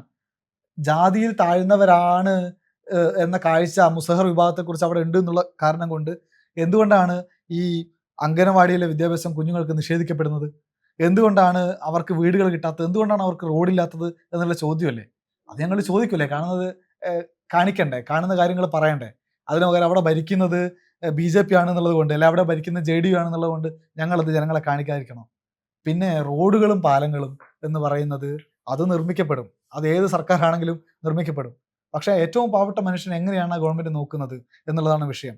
ദിവസം 200 രൂപ പോലും വരുമാനമില്ലാത്ത മനുഷ്യൻ്റെ അടുത്തേക്ക് അക്കൗണ്ടുകളിലൂടെയോ അല്ലാതെയോ 10,000 രൂപയാണ് കൊടുക്കുന്നത് ഗവൺമെൻറ്. പെട്ടെന്ന് ഇത്രയും പൈസ കയ്യിൽ കിട്ടുമ്പം ആളുകൾ എന്ത് ചിന്തിക്കും എന്നുള്ളൊരു വിഷയമുണ്ട്. ദീർഘകാലാടിസ്ഥാനത്തിൽ അവർക്ക് ജീവിക്കാനുള്ള സംവിധാനങ്ങൾ തയ്യാറാക്കി കൊടുക്കാത്ത ഒരു ഗവൺമെൻറ് കയ്യിലേക്ക് ഒരുമിച്ചൊരു പൈസ കൊടുക്കുന്നു. ജാതി അതിഭയങ്കരമായി നിലനിൽക്കുന്ന സമൂഹമാണ് ഇപ്പോഴും ബീഹാർ. എല്ലാ പ്രയാസങ്ങളുണ്ടെങ്കിലും അവർ ഭരിക്കുന്ന സർക്കാരിൻ്റെ ഘടകകക്ഷിക്ക് തന്നെ വോട്ട് ചെയ്തെന്ന് ഞങ്ങളോട് പറഞ്ഞിരുന്നു. ഞങ്ങൾ റിപ്പോർട്ടും ചെയ്തിരുന്നു. അപ്പം നമ്മുടെ കാഴ്ച ഇപ്പം മാധ്യമങ്ങൾ, ഞാൻ ആ തുടക്കത്തിലേക്ക് തിരിച്ചു വരാം. അപ്പം മാധ്യമങ്ങളുടെ കാഴ്ച അത് നഗര കേന്ദ്രീകൃതമായിട്ട് മാത്രം മാറിപ്പോകുമ്പോൾ പ്രശ്നം അപ്പുറത്ത് കിടക്കുന്നുണ്ട്. അത് ന്യൂനപക്ഷമായിരിക്കും. അത് ഈ പറയുന്ന പാവപ്പെട്ടവരെന്ന് പറയുന്നത് അതിദരിദ്രരായിട്ടുള്ള മനുഷ്യർ കുറവായിരിക്കും. എന്നാലും കുറവായ മനുഷ്യനും റോഡ് ഉണ്ടാക്കി കൊടുക്കണ്ടേ, എണ്ണത്തിൽ കുറവായ മനുഷ്യനും സ്കൂൾ ഉണ്ടാക്കി കൊടുക്കണ്ടേ, എണ്ണത്തിൽ കുറവായ മനുഷ്യനും തൊഴിൽ സാധ്യമാവണ്ടേ. അപ്പം ഒന്നുമില്ലാത്ത ഗ്രാമത്തിലേക്ക് നമ്മൾ പോകുമ്പോൾ അവിടെ ഒന്നും ഗവൺമെൻറ് ചെയ്തിട്ടില്ല എന്നുള്ളതാണല്ലോ മനസ്സിലാക്കേണ്ടത്. അപ്പോൾ നമ്മളത് റിപ്പോർട്ട് ചെയ്യും, അത് പറയണം, അത് ഇനിയും പറഞ്ഞുകൊണ്ടിരിക്കണം എന്നുള്ളതാണ്. ഈ മാധ്യമപ്രവർത്തകരുടെ കാര്യം പറഞ്ഞല്ലോ, ഞാൻ കുറച്ച് കാലമായി 8-9 വർഷമായിട്ടായിട്ടുള്ളൂ. പക്ഷേ കുറേ സ്ഥലത്തൊക്കെ വർക്ക് ചെയ്തിട്ട് ചെറിയൊരു എക്സ്പീരിയൻസ് വെച്ച് പറയാണ്. നമ്മൾ അട്ടപ്പാടി പോയേ വാട്ടർ സൈക്കിൾ ഡയറിയുടെ വേണ്ടിയിട്ട്. അട്ടപ്പാടി പോയിട്ട്, അട്ടപ്പാടി എന്ന് പറഞ്ഞാൽ പാലക്കാട് നിന്ന് 70 കിലോമീറ്റർ മലയൊക്കെ കയറി മുകളിലാണ്. അവിടെ പോയിട്ട് അവിടെയുള്ള ഒരു ആശുപത്രി പോയി. അപ്പോൾ ആശുപത്രിയിൽ ആദിവാസികളെ കൊണ്ടുവന്ന് അമ്മ വീട് അവിടെ കൊണ്ടുവന്ന് താമസിപ്പിച്ച് ചികിത്സിക്കുന്ന ഒരു ഇതാണ്. അപ്പോൾ ആ വാർത്ത എടുത്തു. ആ അട്ടപ്പാടിയിലുള്ള ആദിവാസികൾ താമസിക്കുന്നത് ആ ആശുപത്രിയിൽ നിന്ന് 50 കിലോമീറ്റർ ദൂരെയാണ്. അതായത് 10-15 കിലോമീറ്റർ കാട്ടിനകത്തൂടെ നടന്നു പോകണം. ആ, ഒരു മാധ്യമപ്രവർത്തകർ ഒരു വർഷത്തിൽ ഒരാൾ എത്ര തവണ അവിടെ പോകാൻ പറ്റും? അവിടെ എത്തോ? 5 വർഷത്തിൽ എത്ര മാധ്യമപ്രവർത്തകർ പോയിട്ടുണ്ടാവും? സർക്കാർ ഉദ്യോഗസ്ഥർ എത്ര തവണ പോയിട്ടുണ്ടാവും? പോകുന്നുണ്ടാവും കേട്ടോ. ആശാ വർക്കർമാർ നമ്മുടെ കേരളത്തിൽ അങ്ങനെ ഒരു പ്രശ്നമില്ല.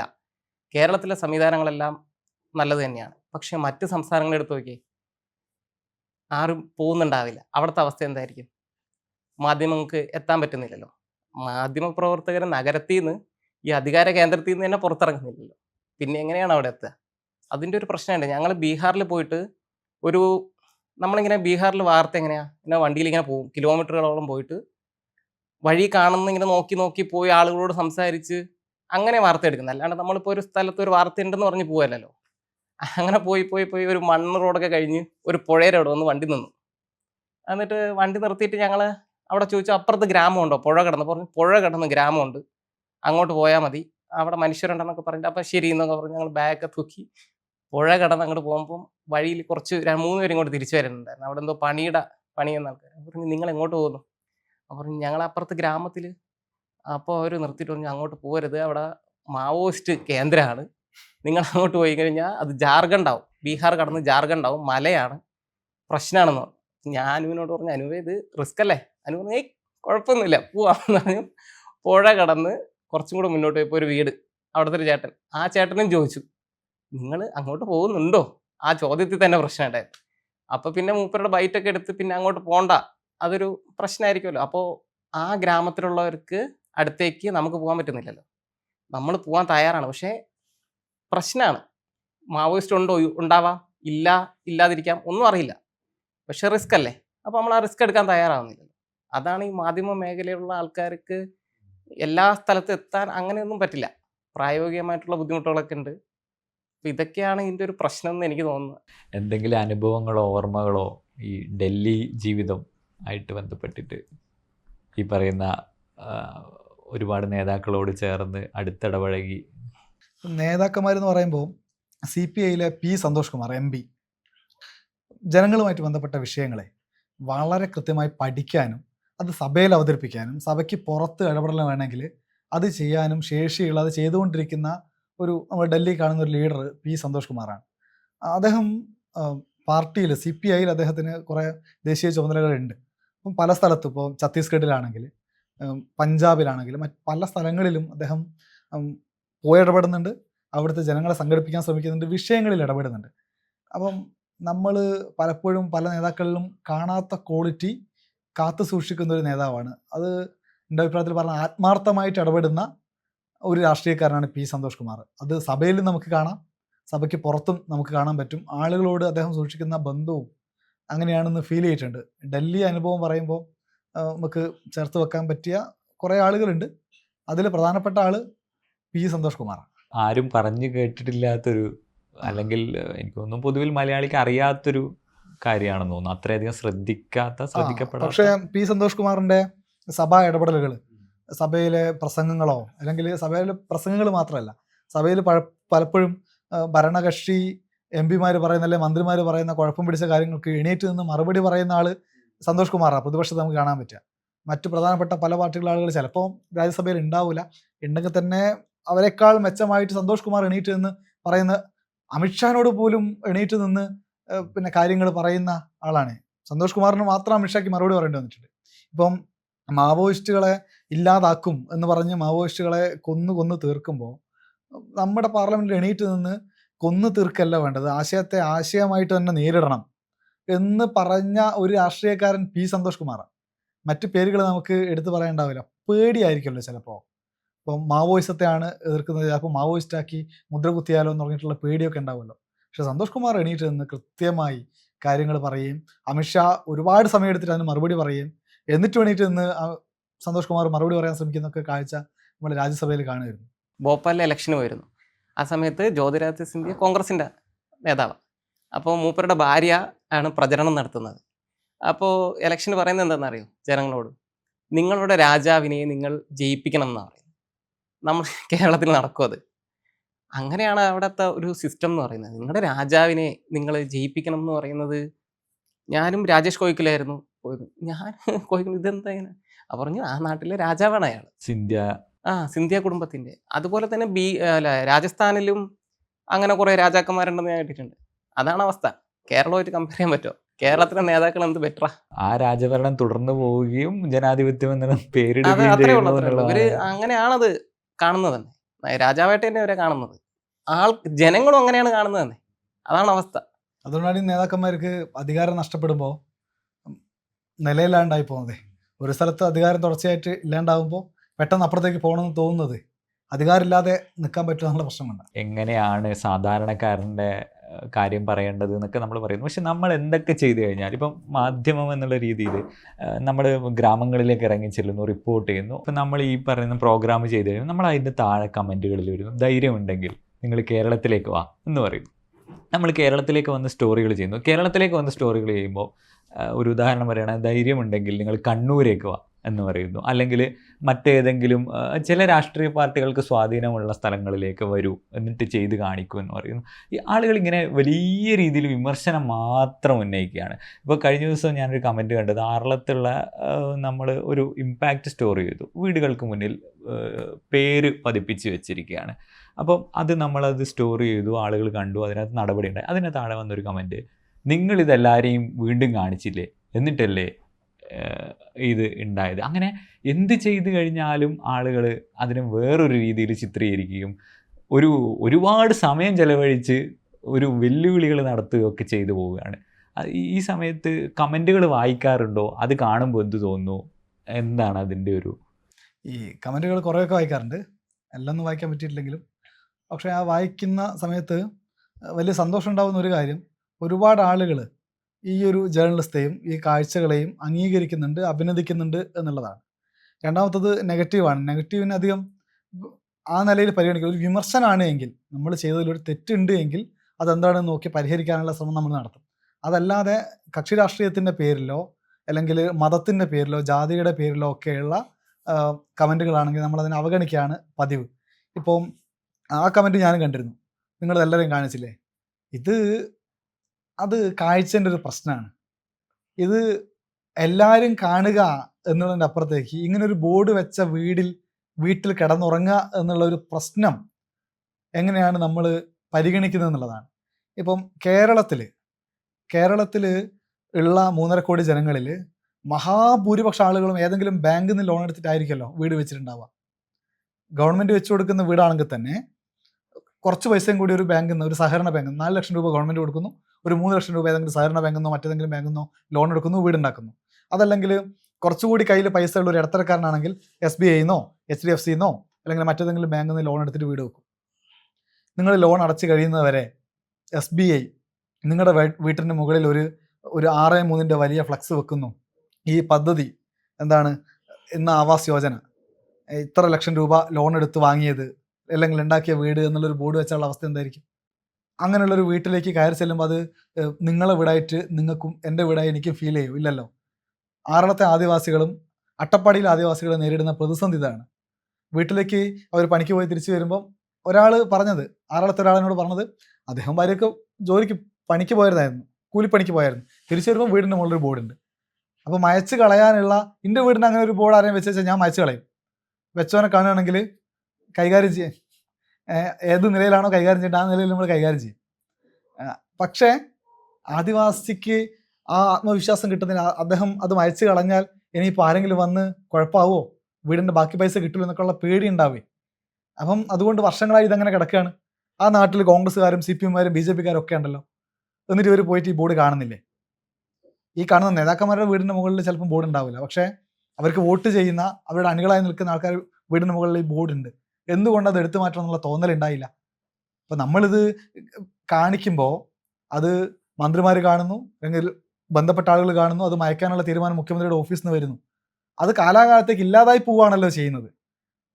അതിനൊരു പരിഹാരം ഉണ്ടാവുന്നു. നാളെ ആ ആൾ വീട്ടിലേക്ക് കയറി ചെല്ലുമ്പോൾ അങ്ങനെ ഒരു ബോർഡ് കാണേണ്ടി വരില്ല. ഇതിൻ്റെതാണ് ആത്മാഭിമാനം, മുഖ്യമന്ത്രി പറഞ്ഞ ആത്മാഭിമാനം മനുഷ്യന് കിട്ടുക. അപ്പം അങ്ങനെ ഒരു വാർത്ത ഭരിക്കുന്ന സർക്കാരിനെതിരായതുകൊണ്ട് ആ സർക്കാരിനെ അനുകൂലിക്കുന്ന ആളുകൾ കുറേ ആളുകൾ, എല്ലാവരും ഒന്നുമില്ല, കുറേ ആളുകൾ അതിനെതിരെ കമൻ്റ് ഇടുന്നു. ആയിക്കോട്ടെ, നമ്മളെ സംബന്ധിച്ച് കാര്യം നടന്നാൽ മതി. ബീഹാറിൽ ചെയ്യുമ്പോൾ അവിടെയുള്ള ആളുകൾ അതെ. നമുക്കെതിരായി കമന്റ്. അതിലെ രസം എന്താന്ന് പറഞ്ഞാൽ, ബീഹാറിൽ നമ്മൾ ഇതേപോലെ വാർത്ത ചെയ്തു, PM ആവാസ് യോജന, ഇതാണ് വീട്. ഇപ്പം ഞങ്ങളൊരു ബോർഡ് ചൂണ്ടിക്കാണിച്ചത്, ഇങ്ങനെയുള്ള ബോർഡ് വെക്കാനായിട്ട് തോന്നുന്നു പ്രധാനമന്ത്രി പറഞ്ഞത് എന്ന് പറഞ്ഞ് വാർത്ത ചെയ്തപ്പോൾ കേരളത്തിൽ അത് കണ്ട സംഘപരിവാർ അനുകൂലികളല്ലാത്ത ആളുകളൊക്കെ അമ്മോ ഇത് പാടുണ്ടോ, കേരളത്തിലാണെങ്കിൽ നടക്കൂല എന്നൊക്കെ പറഞ്ഞിട്ട് ഭയങ്കര കമൻറ്റ്. അപ്പം നമ്മൾ കേരളത്തിൽ വന്നു, ആറളത്തുനിന്ന് ഇങ്ങനെ ബോർഡ് വെച്ച വീടുകൾ കാണിക്കുന്നു, സംസ്ഥാന സർക്കാരിൻ്റെ പദ്ധതി. അപ്പം കുറേ ആളുകൾ ഇട്ട കമൻ്റ് എന്ന് പറഞ്ഞാൽ ഇത് 2017 അതെ, 2016-17 ഇപ്പോൾ കേരളം ഭരിക്കുന്ന ആരാണ്? ഇനിയിപ്പം പഴയ സർക്കാർ, ഉമ്മൻചാണ്ടി സർക്കാരിൻ്റെ കാലത്ത് അവർ തീരുമാനിച്ചുണ്ടാക്കിയ വീടാണെങ്കിൽ അത് മയക്കാൻ പറയാനുള്ള അധികാരം പിണറായി വിജയൻ ഭരിക്കുന്ന ഇടത് സർക്കാരിനുണ്ടല്ലോ. അതാണല്ലോ ഇപ്പോൾ ഉപയോഗിച്ചത്. മയച്ച് കളയണ്ടേ? ആത്മാഭിമാനം എന്ന് പറയുന്നത് എല്ലാ മനുഷ്യനും വേണ്ടതല്ലേ. ആദിവാസിക്ക് അത് വേണ്ടാന്ന് നിശ്ചയിക്കാൻ നമ്മൾ ആളല്ലല്ലോ. അപ്പോൾ കണ്ടാൽ മയപ്പിക്കണ്ടേ? ഇല്ല, അത് സാധ്യമായില്ല. ഞങ്ങൾ ആ കാഴ്ച കണ്ടപ്പോൾ ഞങ്ങൾക്കതിൽ പ്രശ്നം തോന്നി, അത് ഞങ്ങൾ പറഞ്ഞു, ഇപ്പം തിരുത്തി, സന്തോഷം, അത്രേ ഉള്ളൂ. അല്ലാണ്ട് കമൻറ്റുകളെ നമ്മളങ്ങനെ പരിഗണിക്കുന്നില്ല. സ്റ്റേറ്റിന് കുറ്റം പറയുക അല്ലെങ്കിൽ അങ്ങനെയുള്ളതിനപ്പുറത്തേക്ക് സാധാരണക്കാരായിട്ടുള്ള ആളുകളാണ് കമൻ്റ് ഇടുന്നത്, അല്ലെങ്കിൽ അവരാണ് ഈ വിമർശനങ്ങൾ ഉന്നയിക്കുന്നത്. അവരും ഈ കാഴ്ചകൾ കാണുന്നുണ്ട്. അവരിത് പരിഗണിക്കാത്തത് എന്തുകൊണ്ടായിരിക്കും? അവർക്കിതൊരു പ്രശ്നമായി തോന്നില്ല. ഇപ്പം മേ ബി ഞാൻ അവിടെ പോകുന്നു, എനിക്കിതൊരു പ്രശ്നമായി തോന്നില്ല. പക്ഷേ ഇത് ഒരു വാർത്തയായി റിപ്പോർട്ട് ചെയ്യുമ്പോൾ മാത്രമാണ് ഇതിന് എന്തെങ്കിലും ഒരു പരിഹാരം ഉണ്ടാകുന്നതോ ഇത് ആളുകളുടെ ശ്രദ്ധയിൽ പെടുന്നതോ. അപ്പോൾ ഇത് തന്നെയാണ് മുഖ്യധാര മാധ്യമ പ്രവർത്തനം നിലനിൽക്കണം. അല്ലെങ്കിൽ ഇപ്പോൾ കാണുന്ന ചില വാക്കുകൾ ഉപയോഗിക്കുന്നു, ഈ മാധ്യമ പ്രവർത്തനത്തിനെ ആകെ മറ്റൊരു രീതിയിലേക്ക് കോർണർ ചെയ്യുന്നു. ഇതിനപ്പുറത്തേക്ക് ഈ മുൻനിര അല്ലെങ്കിൽ മുഖ്യധാര മാധ്യമ പ്രവർത്തനം നിലനിൽക്കണമെന്നും ഇത്തരം കാര്യങ്ങൾ വെളിച്ചത്ത് കൊണ്ടുവരണം എന്നുള്ളതും ഇത് ഫലത്തിൽ ഏറ്റവും അടിസ്ഥാനപരമായ ആളുകൾക്ക് ഉൾപ്പെടെ ഗുണപരമായ രീതിയിലേക്ക് ഇതിനെ മാറണം എന്നുള്ളതിൻ്റെ തെളിവാണ് ഈ ഒരു സംഭവം എന്ന് പറയുന്നത്. അപ്പോൾ അത് നിലനിൽക്കേണ്ടതല്ലേ ചോദ്യം ചെയ്യപ്പെടുന്ന മാധ്യമ പ്രവർത്തനത്തിനെ കുറിച്ച് കൂടി? കാരണം ഈ ജെൻസി അല്ലെങ്കിൽ ഈ സോഷ്യൽ മീഡിയയുടെ അതിപ്രസരം എല്ലാത്തിനെയും വിമർശിക്കുക. അതും ആളുകൾ വിമർശിക്കുന്നത് ഒരു വാക്കോ 2 വാക്കോ അല്ല, വലിയ സമയം ഇൻവെസ്റ്റ് ചെയ്തിട്ടാണ് ആളുകൾ വിമർശനം ഉന്നയിച്ചുകൊണ്ടിരിക്കുന്നത്. വളരെ ആധികാരികമായി, ചിലപ്പോൾ പറയുന്നതിൽ ഒരു കാമ്പും ഉണ്ടാവില്ല. പക്ഷേ ഈ പറഞ്ഞതുപോലെ പെട്ടെന്ന് ഒരാൾ നോക്കുമ്പോൾ ശരിയാണല്ലോ എന്ന് തോന്നും. പക്ഷേ അതിന് മറുപുറത്ത് ഗുണഭോക്താക്കളാവുന്ന അല്ലെങ്കിൽ ഇത് ഫലത്തിൽ ആർക്ക് ഗുണം ചെയ്യുന്നു എന്നുള്ളത് പലപ്പോഴും ആളുകൾ ശ്രദ്ധിക്കാതെ പോകുന്നു. അപ്പോൾ മുഖ്യധാര മാധ്യമ പ്രവർത്തനത്തിന് അങ്ങനെ ഒരു ചോദ്യചിഹ്നത്തിൽ നിർത്തുന്നതിനെ കുറിച്ച് കൂടി. അല്ല, ചോദ്യങ്ങൾ വരണം. ഏത് സമൂഹത്തിലും ചോദ്യങ്ങൾ നന്നായിട്ടുണ്ടാവണം. പക്ഷെ അതിൽ ഈ പറയുന്ന കമൻറ്റുകളിൽ മുഖമില്ലല്ലോ. അപ്പം ആരാണ് കമൻറ്റ് ചെയ്യുന്നത്? പലപ്പോഴും ഫേക്ക് ഐഡികളാണ് ഈ കമൻറ്റ് ചെയ്യുന്നത്. അപ്പോൾ എന്തും പറയാം. അപ്പം ഒരു മനുഷ്യൻ, നമ്മൾ പുറത്ത് കാണുന്ന മനുഷ്യനായിരിക്കില്ല അയാൾക്കുള്ളിലുള്ള മനുഷ്യൻ. അപ്പം ഇതിൽ അയാളൊരു സന്തോഷം കണ്ടെത്തുന്നുണ്ടാവുമായിരിക്കും ഇങ്ങനെ കമൻറ്റുകൾ. പക്ഷേ പ്രശ്നം ഒരു സമൂഹത്തെ ബാധിക്കുന്ന വിഷയത്തിൽ നമ്മൾ കുറച്ചൊരു യുക്തിസഹമായിട്ട് ഇടപെടുന്നതും കമൻറ്റ് ചെയ്യുന്നതും ഇടപെടുന്നതൊക്കെ നല്ലതായിരിക്കും. കാരണം അത് സമൂഹത്തെ ബാധിക്കുന്നതാണല്ലോ. ഇപ്പോൾ ഒരു ശരിയായി അംഗീകരിച്ച എന്താ പ്രശ്നം? ഇപ്പോൾ ബീഹാറിൽ പോയിട്ട് ഞങ്ങൾ ബീഹാറിലെ മനുഷ്യരുടെ ജീവിതത്തെക്കുറിച്ച് റിപ്പോർട്ട് ചെയ്തപ്പോൾ, സാധാരണ മനുഷ്യരുടെ, പാവപ്പെട്ടവരുടെ മനുഷ്യരുടെ ജീവിതത്തെക്കുറിച്ച് റിപ്പോർട്ട് ചെയ്തപ്പോൾ അത് ബീഹാർ ഭരിക്കുന്ന പാർട്ടികളുടെ ഇവിടുത്തെ അണികൾക്ക് വലിയ കുഴപ്പമായി. പക്ഷേ ഞാൻ ചോദിക്കുന്നത്, അതിന് അംഗീകരിച്ച എന്താ പ്രശ്നം? മനുഷ്യരെങ്ങനെയാണ് ജീവിക്കുന്നത്?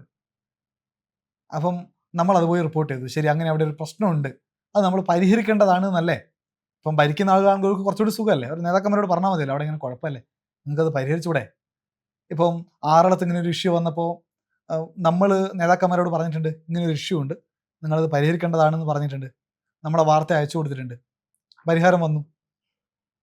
അപ്പം അതായത് ഒരു ജനാധിപത്യ സമൂഹത്തിൽ ചോദ്യങ്ങൾ ഉണ്ടാവും, പരിഹാരങ്ങൾ വേണം, എല്ലാം വേണം. എന്നാൽ ആ സമൂഹത്തെ പരിഗണിക്കാതെയുള്ള ചോദ്യങ്ങൾ എന്ന് പറഞ്ഞാൽ കമൻറ്റുകളാണ് ഉദ്ദേശിച്ചത് കേട്ടോ, ഉണ്ടാവുമ്പോൾ അത് കാണുന്നവർക്ക് ചെറിയ പ്രയാസം ഉണ്ടാവുന്നേ ഉള്ളൂ. ഞങ്ങളെ സംബന്ധിച്ച് ആ പ്രശ്നമില്ല. കാരണം ഞങ്ങൾ പറയുന്ന കാര്യങ്ങൾ ജനങ്ങൾക്ക് വേണ്ടിയുള്ളതാണ്. അപ്പം അതിൽ ശരിയാണ് നമ്മൾ പരിഗണിക്കുന്നത്. ആ ശരി പരിഗണിച്ച് മുന്നോട്ട് പോവാണ്. അതിലേത് ഗവൺമെൻറ് എന്നുള്ളത് പരിഗണിക്കുന്നില്ല. കേരളത്തിൽ നമ്മൾ ഭരണ നേട്ടങ്ങൾ ഒരുപാട് നമ്മൾ പോകുന്ന കാഴ്ചയിൽ കാണുന്നുണ്ട്. അതേ സമയത്ത് ഇപ്പോഴും വികസനം നന്നായിട്ട് എത്തേണ്ട സ്ഥലങ്ങളുണ്ട്, അതും കാണുന്നുണ്ട്, പറയുന്നുണ്ട്. ഈ ആറളത്തെക്കുറിച്ച് പറയുമ്പോഴേ, പകല് നമ്മുടെ നട്ടുച്ച സമയത്ത് സമാധാനത്തിൽ അതുവഴി പോകാൻ പറ്റില്ല. ഞാൻ പോയതല്ലേ, ഒരു സമാധാനം ഇല്ലാത്ത അന്തരീക്ഷ, 2 സൈഡും പുല്ല്. ഞങ്ങൾ പോയ റോഡാണേ, 2 സൈഡും വലിയ പുല്ല്. നടുക്കൂടെ ചെറിയൊരു വഴി. മുന്നിൽ ഞങ്ങൾക്ക് വേണ്ടിയിട്ട് ഞങ്ങളെ വഴി കാണിക്കാൻ വേണ്ടിയിട്ട് ഒരു പയ്യൻ പോകുന്നുണ്ട്. ഞങ്ങൾ പുറകെ പോകുന്നുണ്ട്. ഏത് നിമിഷവും ആന വരും. ഒരു രക്ഷയില്ല. ആനപ്പിണ്ട റോഡിലാകെ. ഫുൾ ആനപ്പിണ്ട. രാവിലത്തെയൊക്കെ മറ്റേ ഇതുണ്ട്, ഫെൻസിങ് ഉണ്ട്. പക്ഷെ അതൊന്നും ശാശ്വതമായ പരിഹാരമല്ല. സമാധാനത്തിൽ അവിടുത്തെ മനുഷ്യർ അവരോട് ചെയ്യുന്ന ക്രൂരതയാണ്. എനിക്കവിടെ ഒരു 5 മണിക്കൂർ ചെലവഴിക്കുമ്പോൾ അവസാനം ഞങ്ങൾ ചോദിച്ചു, ഇതിനകത്തുനിന്ന് പുറത്തിറങ്ങാൻ വേറെ ആന ഇല്ലാത്തൊരു വഴിയുണ്ടോ മോനെ എന്ന് ചോദിച്ചു. ആ അവസ്ഥയാണ്. അതായത് നമ്മൾ പോകുന്ന വഴിയിൽ ഫുൾ ആനപ്പിണ്ടവും ആനയുടെ ശല്യവും. എങ്ങനെയോ കടന്ന് അപ്പുറത്തെത്തിപ്പോൾ ഇവിടെ പടക്കം പൊട്ടിക്കുകയാണ് ആനയുടെ. എങ്ങനത്തെ അവിടുത്തെ മനുഷ്യരെങ്ങനെ ജീവിക്കാനെന്നേ. ഇതിപ്പോൾ എന്ത് റീസെറ്റിൽമെന്റിന് വേണ്ടി അങ്ങനെയാണ് അവരവിടെ പുനരധിവസിപ്പിച്ചതാണ്. എന്തായാലും സർക്കാർ അവരോട് ചെയ്യുന്നത് അത്ര ശരിയായ പരിപാടിയല്ല. കാലാകാലങ്ങളായിട്ട് ഭയങ്കര പ്രശ്നമാണെന്നേ. ജീവിക്കാൻ പറ്റില്ല. റോഡുകൾ പലതും ഉണ്ട്. ഇപ്പം വൈശാഖ പറഞ്ഞല്ലോ, ഒരു റോഡ് ഇങ്ങനെ പോകുന്നു, 2 ഭാഗത്ത് ഒരാൾ പൊക്കത്തിൽ പുല്ലിങ്ങനെ ഉണ്ടായി നിൽക്കുകയാണ്. അപ്പോൾ അതിനിടെ പോകുമ്പോൾ ആന ഇവിടെ ഒളിച്ചിരിക്കുന്നതെന്ന് പറയാൻ പറ്റില്ല. കുഞ്ഞുങ്ങൾ സ്കൂളിൽ പോകാൻ പോലും പേടിക്കുന്നുണ്ട്. അപ്പം ഈ മനുഷ്യൻ്റെ ജീവന് ഒരു വിലയുമില്ലേ? അപ്പം ഇതെന്തെങ്കിലും ചെയ്യണ്ടേ? ഇതിന് കാര്യമായ പഠനം നടത്തണ്ടേ? അത് വേണം. പക്ഷേ എന്തുകൊണ്ടാണ് ഗവൺമെൻറ് അതിന് പൈസയ്ക്ക് ഒരുപാട് ചിലവാകുകയും? പക്ഷേ ഈ മനുഷ്യരുടെ ജീവിതമല്ലേ, നമ്മുടെ നാട്ടിലുള്ള പൗരന്മാരല്ലേ. അപ്പം അതിന് വേണ്ട സൗകര്യങ്ങൾ വേണ്ടേ? അത്തരം സൗകര്യങ്ങളില്ല എന്നുള്ള പ്രശ്നമുണ്ട്. അപ്പം ആറളത്ത് ഒരു വലിയ പഠനം നടത്തുകയും അവരുടെ ജീവിതത്തെക്കുറിച്ച് പഠിക്കുകയും അതിന് സംവിധാനം ഉണ്ടാകുകയും വേണം. അതില്ല എന്നുള്ള ഒരു കാഴ്ച നമ്മൾ ആറളത്ത് പോയി തിരിച്ചു വരുമ്പം മനസ്സിൽ ഇങ്ങനെ നിൽക്കുകയാണ്. പ്രേതാലയം പോലെ കുറെ വീട്. അതെ അതെ. പ്രേതാലയം പോലെ കുറെ വീടും കുറച്ച് മനുഷ്യർ അവരങ്ങോട്ട്. ഇത് നമ്മുടെ നാട്ടിലെ ഏതെങ്കിലും ഒരു പ്രദേശത്താണ് ഇത് ഞാൻ മനസ്സിലാക്കുന്നത്. ആദിവാസികളാണ് അവിടെ. അതുകൊണ്ടാണ്. നമ്മുടെ നാട്ടിലാണെങ്കിൽ നടക്കോ? എന്ത് വലിയ വാർത്തയാ. കേരളത്തിൽ ഇങ്ങനെ ഒരു സ്ഥലത്ത് പോയിട്ട് ഇത്രയും കാലമായിട്ട് വാർത്ത പലതും വരുന്നുണ്ടെങ്കിലും വലിയൊരു പ്രക്ഷോഭം അങ്ങനെയൊന്നും ഇല്ലെന്നേ. ഭയങ്കര ഈ അടുത്ത കാലത്ത് പോലും ഇതിന് കാരണക്കാരനായ നേതാവ് അതൊരു നേട്ടമായിട്ട് പറയുന്നത്, ഈ അടുത്ത ദിവസം അതൊരു നേട്ടമായിട്ട് അദ്ദേഹം പത്രസമ്മേളനത്തിൽ പറയുകയുണ്ടായി. ഈ പുനരധിവാസം വലിയ കാര്യമായിരുന്നു എന്നുള്ള രീതിയിൽ. പക്ഷെ കാലാകാലങ്ങളായിട്ട് ഒരു മുറിവായിട്ട് തന്നെ ഭൂമിയില്ലാത്ത ആദിവാസിക്ക് അല്ലെങ്കിൽ ഭൂമിയില്ലാത്ത മനുഷ്യന് ഭൂമി കൊടുക്കുക എന്നുള്ളത് ഒരു വളരെ പ്രധാനപ്പെട്ട കാര്യം, നല്ല കാര്യമാണ്. അതൊന്നും ഏതെങ്കിലും നേതാവിൻ്റെ ഔദാര്യമല്ല, അവകാശമാണ് മനുഷ്യൻ്റെ. അപ്പോൾ ആ അവകാശം കൊടുക്കുമ്പോൾ അത് വൃത്തിയിൽ ചെയ്യണ്ടേ? ഇപ്പം ലൈഫ് പദ്ധതി പ്രകാരം ഒരു വീടുണ്ടാക്കി കൊടുക്കുമ്പം അത് നന്നാക്കി ഉണ്ടാക്കണമല്ലോ വീട്, അല്ലാണ്ട് ചോരുന്ന വീട് കൊടുത്തിട്ട് കാര്യമില്ലല്ലോ. അപ്പം ഇത് ഭൂമിക്ക് വേണ്ടി സമരം ചെയ്ത ആദിവാസികൾക്ക് ഭൂമി കൊടുത്തു, ശരി, നല്ല കാര്യം ഗവൺമെൻറ് ചെയ്യണത്. പക്ഷെ എവിടെ ഭൂമി കൊടുത്തു? കാട്ടുപന്നിയും ആനയും മറ്റ് കടുവയും പുലിയും ഒക്കെയുള്ള കാട്ടിനുള്ളിൽ കൊണ്ട് ഭൂമി കൊടുത്തിട്ട് എന്ത് കാര്യം? എങ്ങനെ മനുഷ്യൻ അവിടെ ജീവിക്കും എന്നുള്ളതാണ് ചോദ്യം. ഇപ്പോഴും ശരി, ഭൂമി കൊടുത്തതിന് ശേഷം പ്രശ്നം വരികയാണെങ്കിൽ അതിനെ അഡ്രസ്സ് ചെയ്യണ്ടേ? അതിനെ അഡ്രസ്സ് ചെയ്യുന്നില്ല. എന്നിട്ട് ആന മതിൽ കെട്ടുന്നു, അത് തന്നെ കെട്ടിക്കഴിഞ്ഞിട്ടില്ല. മതിൽ എത്ര കാലം ആനയെ തടഞ്ഞു നിർത്താൻ പറ്റും? ആനേൻ്റെ വഴിയാണ്, ആനേൻ്റെ ശക്തിയും ശേഷിയൊക്കെ അല്ലേ. ആനയ്ക്ക് അവിടെ മുള്ളുവേലി വെച്ചിരുന്നു, സാധാരണ മുള്ളുവേലിയല്ല, വലിയ മുള്ളുവേലി. ആ മുള്ളുവേലി തകർത്ത് ആന വരുന്നു. ഫെൻസ് വെച്ചിരുന്നു, ഫെൻസ് തകർത്ത് ആന വരുന്നു. ഇനിയിപ്പം ആന മതിൽ തന്നെ, മുമ്പ് കെട്ടിയ മതിൽ ഇടിച്ച് തകർത്ത് ആന വന്ന വഴികൾ ആറളത്ത് പോയാൽ കാണാം. അവിടെയാണ് ഇപ്പോൾ വീണ്ടും മതിൽ കെട്ടുന്നത്. എവിടുന്നോ കുറേ കുന്ന് പൊളിക്കുന്നു, ഇവിടെ കൊണ്ടുവച്ച് കെട്ടുന്നു, അത് ആന പൊളിക്കുന്നു, വീണ്ടും കുന്ന് പൊളിക്കുന്നു, കൊണ്ടുവരുന്നു. ഇതിനിടയിൽ കുറേ മനുഷ്യരെ ചവിട്ടി അരച്ച് ആന പോകുന്നു. ഇത് എത്ര വർഷം തുടരും? ഇനിയും വർഷങ്ങൾ തുടരില്ലേ? അപ്പോൾ ഇതിന് ശാശ്വതമായ പരിഹാരം ഉണ്ടാവണം. ഒന്നുകിൽ അവിടെ തന്നെ മനുഷ്യരെ താമസിക്കുകയാണെങ്കിൽ അവിടെ താമസിക്കാൻ വേണ്ട മുഴുവൻ സംവിധാനങ്ങളും മനുഷ്യർക്ക് ഒരുക്കണം. അതായത് ഭയമില്ലാതെ ജീവിക്കാനുള്ള സംവിധാനം. അല്ലെങ്കിൽ ആ മനുഷ്യർ അവിടെ നിന്ന് മാറ്റണം. ഇത് രണ്ടും ഏതെങ്കിലും ഒന്ന് ചെയ്യണം. ഇത് ചെയ്യാതെ പിന്നെ ഒരാളെ ആന ചവിട്ടി കൊല്ലുമ്പോൾ 10 ലക്ഷം രൂപ നഷ്ടപരിഹാരം കൊടുത്തുകൊണ്ട് എന്ത് കാര്യമുള്ളത്?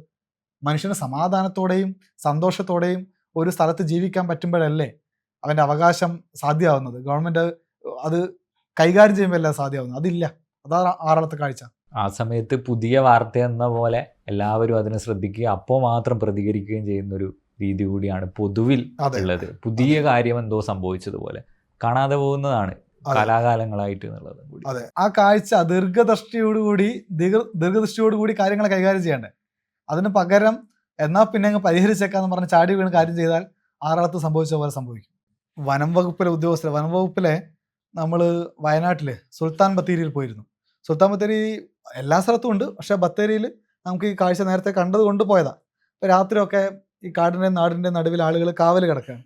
ആനയും പുലിയും കടുവയും ഒക്കെ ഇറങ്ങുന്നുണ്ടെങ്കിൽ അതിനെ തിരികെ കാട്ടിലേക്കൊക്കെ വിടാൻ വേണ്ടിയിട്ടുള്ളൊരു സംവിധാനം ഉറക്കൊഴിഞ്ഞ് കാത്തിരിക്കുകയാണ്. ഇപ്പം നമുക്ക് ഒരുപാട് വനമേഖല ഉണ്ടല്ലോ, അതിൻ്റെ അതിരുമുണ്ട്, ആനകൾ ഇറങ്ങാനുള്ള സാധ്യതയുണ്ട്. അപ്പം പരിമിതമായ ആൾബലമേ നമ്മുടെ ഈ സംവിധാനങ്ങൾക്ക് ഉള്ളൂ, അത് പോലീസിനാണെങ്കിലും വനം വകുപ്പിനാണൊക്കെ ഒക്കെ. അപ്പം വനം വകുപ്പിലെ ഈ ഇത്രയും ആളുകളെ വെച്ച് എല്ലാ സ്ഥലത്തും ആന ഇറങ്ങുന്നുണ്ടോ നോക്കുക എന്ന് പറയുന്നത് സാധ്യമായ കാര്യമില്ല എന്നാണ് എനിക്ക് തോന്നുന്നത്. ഇത്രയധികം ആളുകൾ റിക്രൂട്ട് ചെയ്യാൻ പറ്റുമോ, അതൊക്കെ ഗവൺമെൻറ് നോക്കേണ്ട കാര്യമാണ്. പക്ഷേ ആറളത്തെ കാര്യം നമ്മൾ എടുത്തു നോക്കുമ്പോൾ ആറളത്തെ ആ അത്രയും ഏരിയയിൽ ഇറങ്ങുന്ന ആനകളൊക്കെ തെളിച്ചുള്ളിലേക്ക് ആക്കാൻ വേണ്ടി മാത്രമുള്ള സംവിധാനമൊന്നും നമുക്കില്ല. സംവിധാനം, അതാണ് ഞാൻ നേരത്തെ പറഞ്ഞത്, സംവിധാനം ഉണ്ടാക്കണം. അതവിടെ താമസിക്കാൻ തെളിച്ചുള്ളിലല്ലെന്നേ, അതായത് കാട്ടിലല്ല ആന. ആന ഇവർ കൊടുത്ത സ്ഥലത്ത് ഒരു 3500 ഏക്കർ എന്തോ ഒരു സ്ഥലമാണ്. അത് നാടാണ്, ഒരു ഗ്രാമമാണ്. ആ ഗ്രാമത്തിൽ നിന്ന് കുറേ ആയിരക്കണക്കിന് വീട്ടിൽ നിന്ന് ആൾക്കാർ പോയി. ഈ എല്ലാവർക്കും ഓരോ ഏക്കർ കൊടുത്തല്ലോ, ഈ ഓരോ ഏക്കർ കൊടുത്ത സ്ഥലം ഫുള്ള് കാടായി. അവിടെയാണ് ആന. കാട്ടിലാണ് ആനയെങ്കിൽ കാട്ടിലോട്ട് ഓട്ടിക്കാം. ഇത് കാട്ടിലല്ല, നാട്ടില് ആളുകൾ താമസിക്കുന്നതിനിടയിൽ ആനയും താമസിക്കുന്നു. അത്ര വ്യത്യാസമുള്ളൂ. അപ്പോൾ ഇത് വീണ്ടും വീടുകളിലേക്ക് അടുത്തേക്ക് വരുമ്പോൾ പടക്കം പൊട്ടിച്ച് ഉള്ളിലേക്ക് ഓടിക്കുകയാണ് ചെയ്യുന്നത്. ഇപ്പം പ്രശ്നമില്ലേ, വനംവകുപ്പ് ജീവനക്കാരുടെ ജീവനും വിലയില്ലേ. അപ്പം നമ്മൾ നേരത്തെ പറഞ്ഞ ആ ഇടുങ്ങിയ റോഡിലൂടെ ഈ ആനയെ തെളിക്കാൻ വന്നാൽ ആന ചാടി വന്ന് എന്ത് ചെയ്യും? ഇത് പ്രശ്നമാണ്. അപ്പം അതിഗുരുതരമായ പ്രശ്നത്തോടെ മനുഷ്യർ ജീവിക്കുന്ന, ഉദ്യോഗസ്ഥർ ഇടപെടുന്ന സ്ഥലമാണ് ആറളം. ആ ആറളത്തെ പ്രശ്നത്തെ സമഗ്രമായി കണ്ട് പരിഹരിക്കാനുള്ള ഒരു ഇടപെടൽ വേണമെന്നാണ് നമ്മൾ ഈ വോട്ടർ സൈക്കിൾ ഡയറി ആയിട്ട് ബന്ധപ്പെട്ട് ബൈക്ക് ഓടിച്ച് കണ്ണൂർ ജില്ലയൊക്കെ കടന്ന് മുന്നോട്ട് വരുമ്പോൾ തോന്നിയ വളരെ പ്രധാനപ്പെട്ട കാര്യം. മനുഷ്യർ ഭയങ്കരമായി സ്ട്രഗിൾ ചെയ്യുകയാണ്, പാവപ്പെട്ട മനുഷ്യരാണ്. അപ്പം അത് പരിഗണിച്ച് ഗവൺമെൻറ് അതിശക്തമായ ഇടപെടൽ നടത്തണം. അപ്പോൾ വടക്ക് നാട്ടിൽ ഒരുപാട് യാത്ര ചെയ്തു, തിരിച്ച് കേരളത്തിലേക്ക് എത്തി. കേരളത്തിൽ ഏറ്റവും വലിയ പ്രശ്നം എന്താണെന്നാണ് വിചാരിക്കുന്നത്? ഏറ്റവും പ്രധാനപ്പെട്ട നമ്മൾ ചർച്ച ചെയ്യേണ്ടുന്ന ഒരു പ്രശ്നം എന്താണെന്ന് വിചാരിക്കുന്നത്?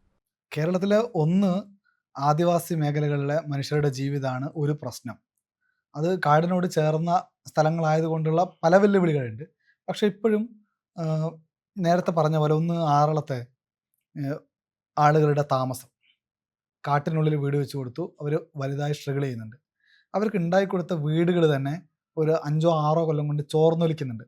അപ്പം ഇതൊക്കെ കരാറെടുക്കുന്ന ആളുകൾ വൃത്തിയിലാണോ ചെയ്യുന്നതെന്നൊക്കെ ഒരു ഗവൺമെൻറ് നോക്കേണ്ട കാര്യമുണ്ട്. ഇതാണ് ഒന്നാമത്തെ. ആദിവാസി മേഖലകളിൽ ഇപ്പോഴും വലിയ പ്രശ്നങ്ങളുണ്ട്, അത് പരിഹരിക്കപ്പെടണം. രണ്ടാമത്തെ പ്രശ്നം കേരളം നേരിടുന്നത് വന്യജീവി ആക്രമണങ്ങളാണ്. അപ്പം അത് നമ്മൾ കാസർഗോഡ് നിന്ന് യാത്ര തുടങ്ങി, കാസർഗോഡാണെങ്കിലും കണ്ണൂരാണെങ്കിലും വയനാടാണെങ്കിലും കോഴിക്കോടാണെങ്കിലും മലപ്പുറമാണെങ്കിലും തൃശ്ശൂർ നിപ്പുറത്തേക്ക് ഇപ്പുറത്ത് പാലക്കാടിൻ്റെ പല എല്ലാ സ്ഥലത്തും ഈ വന്യജീവി ആക്രമണം മനുഷ്യൻ നേരിട്ടുകൊണ്ടിരിക്കുകയാണ്. അത് നേരത്തെ ഉണ്ട്, ഇപ്പോൾ കുറച്ചുകൂടി പുറം ലോകം അറിയാനുള്ള സാധ്യത കൂടുതലാണ്. ഇപ്പോൾ ഇതിൻ്റെ ദൃശ്യങ്ങളൊക്കെ പുറത്ത് വരുന്നു, മൊബൈൽ ഫോണൊക്കെ ഉള്ളതുകൊണ്ട്. അപ്പം ഇത് കുറച്ചുകൂടി കൂടിയിട്ടുണ്ട് എന്ന് ആളുകൾ തന്നെ പറയുന്നു.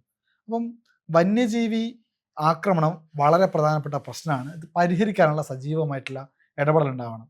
മറ്റൊന്ന്, ജാതി വേർതിരിവ് കേരള സമൂഹത്തിലുണ്ട്. നമ്മൾ തന്നെ വരുന്ന വഴിക്ക് പല ഘട്ടങ്ങളിൽ അത് മനസ്സിലാക്കാൻ കഴിഞ്ഞു. അത് സമ്പൂർണ്ണമായി ഇല്ലാതായി പോയിട്ടൊന്നുമില്ല. പിന്നെ ഒരു പ്രശ്നമുള്ളത്, നമ്മളിപ്പം കേരളത്തിൽ സ്ത്രീ സംവരണമാണ് 50% എന്ന് പറയുന്നുണ്ടല്ലോ തദ്ദേശ സ്ഥാപനങ്ങളിലേക്ക്.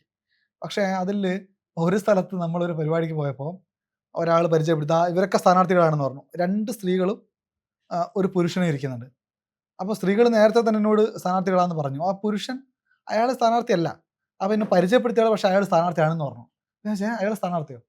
അല്ല, അയാളുടെ ഭാര്യ സ്ഥാനാർത്ഥിയാണ്. അപ്പം ഭാര്യ വന്നിട്ടില്ല എന്ന് പറഞ്ഞു. അപ്പം അതങ്ങനെ ശരിയാവും? കേരളത്തിൽ പല സ്ഥലങ്ങളിലും ഭർത്താക്കന്മാരായിരിക്കും നേതാക്കന്മാർ. അപ്പം വാർഡ് സംവരണം ആയതുകൊണ്ട് അവരുടെ ഭാര്യമാരെ മത്സരിപ്പിക്കും. അപ്പം പല സ്ഥലങ്ങളിലും ചിലപ്പം വോട്ട് തേടാനൊക്കെ അവർ പോകുന്നുണ്ടാവും. ഭരണം മുഴുവൻ ഈ ഭർത്താക്കന്മാരാണ്. ആ ഒരു പ്രശ്നം നിൽക്കുന്നുണ്ട്. കേരളം പോലെ ഒരു എന്താ പറയുക, സജീവമായി നിൽക്കുന്ന, സമൂഹമൊക്കെ കുറെ കൂടി മെച്ചപ്പെട്ടു എന്ന് നമ്മൾ തോന്നുന്ന ഒരു സ്ഥലത്താണ് ഇത് വീണ്ടും വീണ്ടും നടക്കുന്നത്. സംവരണം നടപ്പിലാക്കിയ ആദ്യ വർഷങ്ങളായിരുന്നുവെങ്കിൽ നമുക്ക് വരുന്നല്ലേ ഉള്ളൂ, മാറ്റം വരുമായിരിക്കുന്നു കരുതാം. പക്ഷേ ഇത് വർഷങ്ങൾ കഴിഞ്ഞു, ഇപ്പോഴും മാറ്റമില്ല. അതിൽ മതത്തിൻ്റെയും ജാതിയുടെ ഒക്കെ സ്വാധീനം ഉണ്ടെന്ന് തോന്നുന്നു. അപ്പം ഇതൊരു കുഴപ്പമാണ്. മതം, ജാതി, അധികാരം, ഇതിനൊക്കെ സ്വാധീനം, ഇതൊരു കുഴപ്പമായിട്ട് കേരളത്തിലുണ്ട്. ആരാണോ തിരഞ്ഞെടുക്കപ്പെടുന്നത് അവർക്ക് ഭരിക്കാനുള്ള അവരുടെ രാഷ്ട്രീയ കാഴ്ചപ്പാടിനനുസരിച്ചും അവരുടെ രാഷ്ട്രീയ കാഴ്ചപ്പാടിനെ കൂടി പരിഗണിച്ചുകൊണ്ടാണല്ലോ ജനങ്ങൾ വോട്ട് ചെയ്യുന്നത്. അപ്പോൾ പക്ഷേ അവരുടെ ഭർത്താവിന് അല്ലെങ്കിൽ ഭാര്യനെ വേണ്ടിയിട്ടല്ല വോട്ട് ചെയ്യുന്നത്. അപ്പം അതുണ്ടാവണം എന്ന് തോന്നിയിട്ടുണ്ട്. പിന്നെ പരിസ്ഥിതിയെ പരിഗണിച്ചുകൊണ്ടുള്ള ഒരു വികസനമാണ് കേരളത്തിൽ സാധ്യമാവേണ്ടത്. അല്ലാതെ കേരളത്തിന് സസ്റ്റെയിൻ ചെയ്യാൻ പറ്റില്ല. ഇപ്പം കാസർഗോഡ് നമ്മൾ പോയപ്പോൾ അവിടെ മംഗലാപുരം കഴിഞ്ഞ് നമ്മളെ തലപ്പാടി കഴിഞ്ഞ് ഇങ്ങോട്ട് കയറി കഴിഞ്ഞാൽ ആദ്യമുള്ള കാസർഗോഡ് കണ്ണുതീർത്ത തീരം, അവിടെ ഏതാണ്ട് 1.5 കോടി രൂപയോളം ചെലവഴിച്ച് നമ്മൾ തീരം മൂടി പിടിപ്പിക്കുന്ന ഒരു പദ്ധതി ടൂറിസം വകുപ്പാന്ന് തോന്നുന്നു ചെയ്തു. അപ്പം ഈ പണി നടന്നുകൊണ്ടിരിക്കെ കടൽ കയറി ഈ നിർമ്മിച്ചുകൊണ്ടിരുന്ന സ്ഥലം പകുതിയും കടലെടുത്തുകൊണ്ട് പോയി. അതായത് ഏതാണ്ട് 1.5 കോടി രൂപയുടെ പദ്ധതി വെള്ളത്തിൽ പോയി. അപ്പം ഈ സ്ഥലത്ത് കടൽ കയറാൻ സാധ്യതയുണ്ടോ? കടൽ കയറാൻ സാധ്യത ഉണ്ടെങ്കിൽ കടൽ കയറാതിരിക്കാൻ എന്ത് ചെയ്യണം? ചിലപ്പോൾ ഒരു പുൽമുട്ട് നിർമ്മിച്ചാൽ മതിയാവുമായിരിക്കും. ഇതൊക്കെ പരിശോധിച്ച് പരിഗണിച്ച് വേണം വികസനം സാധ്യമാക്കാൻ. അല്ലാതെ വെറുതെ ഒരു സ്ഥലത്ത് കൊണ്ടുപോയി 1.5 കോടി രൂപ നിക്ഷേപിച്ച് പോയിട്ട് കാര്യമില്ല. കേരളത്തിൻ്റെ അങ്ങ് വടക്ക് മുതൽ തെക്ക് വരെയുള്ള തീരം എടുത്ത് നോക്കും. പല സ്ഥലത്തും ഇപ്പോൾ എൻ്റെ നാട്ടിൽ കാപ്പാട് വളരെ പ്രധാനപ്പെട്ട സ്ഥലമല്ലേ. കാപ്പാട് വാസ്കോഡ ഗാമ വന്നിറങ്ങിയെന്നൊക്കെ ചരിത്രം പറയുന്ന സ്ഥലം.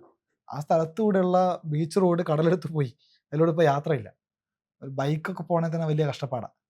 അപ്പം വലിയ വികസനം നടന്ന സ്ഥലമാണത്. അവിടെ അപ്പുറത്ത് കോടികൾ ചെലവഴിച്ച സ്ഥലത്ത് ഇപ്പോൾ കാര്യമായ പ്രശ്നങ്ങളില്ല. പക്ഷേ റോഡ് പോയി, അവിടെ റോഡ് വികസനം സാധ്യമാവുന്നില്ല. അപ്പം നമ്മുടെ അതേപോലെ നമ്മൾ ചൂരൽമല പോയല്ലോ. ചൂരൽമലയിൽ മല ഇടിഞ്ഞു വീഴുന്നു എന്നുള്ളത് നേരത്തെ ചെറുതായിട്ട് മല ഇടിഞ്ഞപ്പോൾ ചേനൽ എന്ന് പേരുള്ള ഒരു ആദിവാസി ഉണ്ട് അവിടെ, മല ഇടിഞ്ഞതിന് തൊട്ടപ്പുറത്ത് താമസിക്കുന്ന. അപ്പം ചേനേട്ടനെ ഒരു വർഷം മുമ്പ് നമ്മൾ പോയി കണ്ടിരുന്നു. അപ്പോൾ ചേനേട്ടൻ പറഞ്ഞതാ, ആദ്യം തന്നെ ഇത് മുമ്പ് ഇടിഞ്ഞപ്പം ചേനേട്ടൻ അവിടെ പോയി നോക്കി അവിടുത്തെ പ്രാദേശികമായിട്ടുള്ള പ്രധാനപ്പെട്ട നേതാക്കന്മാരോടൊക്കെ അദ്ദേഹം പറഞ്ഞിട്ടുണ്ട്, ഇത് വീണ്ടും ഇടിയും, നിങ്ങൾ നോക്കണം, ശ്രദ്ധിക്കണം എന്നൊക്കെ പറഞ്ഞതാ. പക്ഷെ ആരും ശ്രദ്ധിച്ചില്ല. ഇടിഞ്ഞ് താഴെ പോയി, ഗ്രാമങ്ങൾ തന്നെ ഇല്ലാണ്ടായിപ്പോയി, നമ്മുടെ ഒരുപാട് മനുഷ്യർ പോയി. അപ്പം ഈ പരിസ്ഥിതി വളരെ പ്രധാനപ്പെട്ട ഒരു ഘടകമാണ്. അപ്പം പരിസ്ഥിതിനെ പഠിച്ചും പരിഗണിച്ചും മാത്രമേ കേരളത്തിലെ വികസനം സാധ്യമാക്കാൻ പാടുള്ളൂ എന്ന് നമുക്ക് ഈ യാത്രയിൽ മനസ്സിലാവുന്നുണ്ട്. അത് ഇപ്പം നമ്മൾ ദേശീയപാത ഉണ്ടാക്കുമ്പോൾ മലപ്പുറത്ത് ദേശീയപാത തകർന്നു പോയല്ലോ. അത് തോടുകളൊക്കെ ഉള്ള സ്ഥലത്ത് അതൊന്നും ആ തോട് ഒഴുകിക്കോട്ടെ എന്നുള്ള ചിന്ത പുറത്തങ്ങ് ഉണ്ടാക്കിപ്പോയി, ഇടിഞ്ഞ് താണുപോയില്ലേ. ഭാഗ്യത്തിന് മനുഷ്യരൊന്നും മരണപ്പെട്ടില്ല. അപ്പം പരിസ്ഥിതിനെ നന്നായി പരിഗണിച്ചുകൊണ്ടുള്ള വികസനം മാത്രമേ കേരളത്തിൽ സാധ്യമാവുന്നു എന്നുള്ള ധാരണ ഭരണകർത്താക്കൾക്ക് വേണം. രണ്ടാമത് ആദിവാസി മേഖലകളിൽ കാര്യമായ പ്രശ്നങ്ങളുണ്ട്. അവരുടെ വീടും പഠനത്തിന് വേണ്ട സംവിധാനങ്ങളൊക്കെ കൊടുക്കുന്നുണ്ട്. പക്ഷേ അവരുടെ ചുറ്റുപാട് ഇപ്പോഴും കുറേയേറെ പ്രശ്നങ്ങളുണ്ട്. അപ്പോൾ ആദിവാസി മേഖലകളിലെ വീട്, അവരുടെ അടിസ്ഥാന സൗകര്യ വികസനം, നമ്മൾ പരിസ്ഥിതിനെ പഠിച്ചും പരിഗണിച്ചും കൊണ്ടുള്ള വികസനം സാധ്യമാവണം. വന്യജീവി സംഘർഷം തുടങ്ങിയിട്ടുള്ള പ്രശ്നങ്ങൾ വളരെ സജീവമാണ്. ജാതി വിവേചനം ഇപ്പോഴും ഉണ്ട്. അത് ഉണ്ടെന്നുള്ള അറിയാം. അതിനെ നമ്മൾ സാമൂഹ്യമായിട്ട് മറികടന്ന് പോകേണ്ടതാണ്. അതിനപ്പുറത്തേക്ക് നമ്മുടെ വന്യജീവി ആക്രമണം, ഇത്രയും പ്രശ്നങ്ങൾ വളരെ സജീവമാണ്. ആ സജീവമായ പ്രശ്നങ്ങൾ നമ്മൾ അഡ്രസ്സ് ചെയ്യണമെന്നാണ് ഇത്രയും തലങ്ങളിലൂടെ സഞ്ചരിച്ചപ്പോൾ ഫീൽ ചെയ്തൊരു കാര്യം. വൈശാഖേട്ടൻ്റെ മാധ്യമ പ്രവർത്തനം ഒരു 10 വർഷത്തോളമായ ഒരു കരിയറിനകത്ത് ഭൂരിഭാഗം സമയവും വടക്കേ ഇന്ത്യയിൽ ആയിരുന്നു. അപ്പോൾ വടക്ക് നിന്നുകൊണ്ട് കേരളത്തെ നോക്കിക്കാണുമ്പോൾ അതിൻ്റെ ഒരു കമ്പാരിസൺ എങ്ങനെയാണ്? അതിൻ്റെ ഒരു വ്യത്യാസം വടക്ക് നിന്ന് കേരളത്തെ നോക്കിക്കാണുമ്പോൾ? കേരളമായിട്ട് വലിയ വ്യത്യാസമുണ്ട് നോർത്ത് ഇന്ത്യ എന്ന് പറയുന്നത്. എനിക്ക് അങ്ങനെ കമ്പാരിസൺ നോർത്ത് ഇന്ത്യയിലെ കുറച്ച് എനിക്ക് തോന്നിയൊരു കാര്യം പറഞ്ഞുതരാം. നോർത്ത് ഇന്ത്യയിലെ മനുഷ്യർ, അതായത് നമ്മൾ ഇപ്പം ഇവിടെ അങ്ങനെ ഒരു പ്രശ്നമുണ്ട് എന്ന് ഇങ്ങനെ പൊതുവെ പറയുന്നു, ചില സമയത്ത് ഫീലും ചെയ്യാറുണ്ട്. അതായത് ആളുകളെ വേർതിരിച്ച് കാണുന്ന ഒരു പരിപാടി നോർത്ത് ഇന്ത്യയിൽ ഭീകരമായിട്ടുണ്ട്. ജാതി, പക്ഷേ പ്രത്യക്ഷത്തിൽ അങ്ങനെ ഒരു ജാതി എന്നാലും ഉണ്ടത്, അങ്ങനെ പറയില്ല അവർ. പക്ഷേ ഇങ്ങനെ മുറിച്ച് നിർത്തും. അവൻ ഇന്നത് ചെയ്യേണ്ട ആൾക്കാരാണ് ഇങ്ങനെ, അങ്ങനെ ഒരു സാധനം കേരളത്തിലും അതിപ്പം എനിക്ക് അങ്ങനെ ഒരു ഫീലുണ്ട്. അങ്ങനെ ഒരു വിവേചനം, അതിൻ്റെ ഒരു രാഷ്ട്രീയമൊന്നും ഞാൻ പറയുന്നില്ല, അങ്ങനെ ഒരു സാധനം, ഒരു ഫീലുണ്ട്. മനുഷ്യൻ്റെ ജീവിതം ഉണ്ടല്ലോ, സാധാരണ ആൾക്കാർ ജീവിക്കുന്നത് കേരളത്തിൽ ഭയങ്കര ബെറ്ററാണ്. വെള്ളം, അത് ഞാൻ നേരിടുന്നതാണ്. ഞാൻ താമസിക്കുന്ന സ്ഥലത്ത് മയൂർ വിഹാർ ചില്ല എന്ന് പറഞ്ഞ സ്ഥലത്താണ് ഞാൻ താമസിക്കുന്നത്. കഴിഞ്ഞ ഒരു വർഷമല്ല, അതിനും കൂടുതലായി, വെള്ളത്തിൽ പുഴു വരും, ചുമപ്പ് കളർ പുഴുവ. 1 വർഷമായിട്ട് എൻ്റെ വീട്ടിൽ വരുന്ന വെള്ളത്തിന് സ്മെല്ലും പുഴുവാണ്. പല ദിവസങ്ങളും ബോട്ടിൽ വെള്ളം വാങ്ങി കുളിക്കുന്ന അവസ്ഥ. അങ്ങനെയാണ് ഡൽഹിയിൽ ജീവിക്കുന്നത്. ഡൽഹി നഗരത്തിലെ അവസ്ഥയാണ്. അതൊന്നും കേരളത്തിലെ ആൾക്കാർക്കില്ലല്ലോ. കേരളത്തിലാണെങ്കിൽ വലിയ വാർത്തയും കേരളത്തിലാണെങ്കിലും പ്രക്ഷോഭങ്ങളും. സർക്കാർ തന്നെ പ്രശ്നമായി പോകുന്ന അങ്ങനെയൊക്കെ ഭയങ്കര പ്രശ്നങ്ങളുണ്ട്. പൊല്യൂഷൻ അതിഭീകരമായ പൊല്യൂഷനാണ്. വായു മലിനീകരണം അങ്ങനെയുള്ള ഇഷ്യൂസ് ഉണ്ട്. അങ്ങനെ ജീവിക്കാൻ എന്തായാലും നല്ലത് നമ്മുടെ നാട് തന്നെയാണ്, കേരളം തന്നെയാണ്. ഇപ്പം നമ്മൾ ബേഡകത്ത് പോയപ്പോൾ അവിടെ ബേഡെടുക്ക പഞ്ചായത്ത് അവർ നല്ല ഗംഭീരമായൊരു പദ്ധതി നടപ്പിലാക്കി. ഇത്രയും സഞ്ചരിച്ചപ്പോൾ അതിഗംഭീരമായൊരു പദ്ധതിയായിട്ട് ഞങ്ങൾക്ക് ഫീൽ ചെയ്തത് വടക്കാഞ്ചേരി മുനിസിപ്പാലിറ്റി നടപ്പിലാക്കുന്ന പദ്ധതിയാണ്. അതായത് ഹരിത കർമ്മസേന ഇപ്പോൾ നമുക്ക് കേരളത്തിലാകെ ഉണ്ടല്ലോ. അപ്പോൾ ആ ഹരിത കർമ്മ സേനാംഗങ്ങൾ വീടുകളിലാകെ പോയിട്ട് പ്ലാസ്റ്റിക് മറ്റ് പഴയ സാധനങ്ങൾ ശേഖരിക്കുന്നുണ്ട്. അതൊക്കെ എങ്ങോട്ടൊക്കെ അയറ്റി അയക്കുന്നതാണ് ഞാൻ മനസ്സിലാക്കുന്നത്. അതിൻ്റെ ഒരു വാർത്തയ്ക്ക് വിശദമായി ചെയ്യണമെന്ന് വിചാരിക്കുന്നു. പക്ഷേ വടക്കാഞ്ചേരി മുനിസിപ്പാലിറ്റിയിലെ ഹരിത കർമ്മ സേനാംഗങ്ങൾ വീടുകളിൽ പോയി പഴയ തുണിയൊക്കെ ശേഖരിക്കും. പ്ലാസ്റ്റിക് ഒക്കെ ഉണ്ട്, അതൊക്കെ വേറെ വിടുന്നത്. ഈ പഴയ തുണി എന്ന് പറയുന്ന സാരിയൊക്കെ അവർ നല്ല തുണിസഞ്ചാക്കി മാറ്റും. ഇപ്പം കുറച്ച് ഉപയോഗിച്ച് കഴിഞ്ഞാൽ അപ്പം കുറച്ച് ദിവസങ്ങളിലൊക്കെ മാത്രം ഇട്ട ഷർട്ടോ പാൻസോ ചുരിദാറോ ഒക്കെ ഉണ്ടാവും. അതൊക്കെ അവർ അവിടെ വാഷിംഗ് മെഷീൻ ഉണ്ട്, അതിലിട്ട് നല്ലതായി കഴുകി തേച്ച് അവിടെ വെക്കും. ആവശ്യമുള്ള ആളുകൾ വന്നാൽ ചിലപ്പോൾ സൗജന്യമായിട്ടും ചിലപ്പം 10 രൂപ 20 രൂപ വാങ്ങി കൊടുക്കുകയും ചെയ്യും. അപ്പോൾ എന്താ കാര്യം, ഇപ്പം പണമുള്ള ആൾക്കാർ ഇപ്പം ഒരു ഷർട്ട് വാങ്ങി അല്ലെങ്കിൽ ഒരു ചുരിദാർ വാങ്ങി ഇട്ട് നോക്കിയിട്ട് അവർക്ക് ചിലപ്പോൾ സൈസ് പ്രശ്നമായിരിക്കും, അല്ലെങ്കിൽ ഒരു തവണ ഇട്ടിട്ട് അവർ ഇത് വേണ്ടാന്ന് തോന്നും. അങ്ങനെയുള്ളത് അവിടെ വീട്ടിൽ വെച്ചിട്ടുണ്ടാവും, വെറുതെ കിടക്കുന്നതാണ്.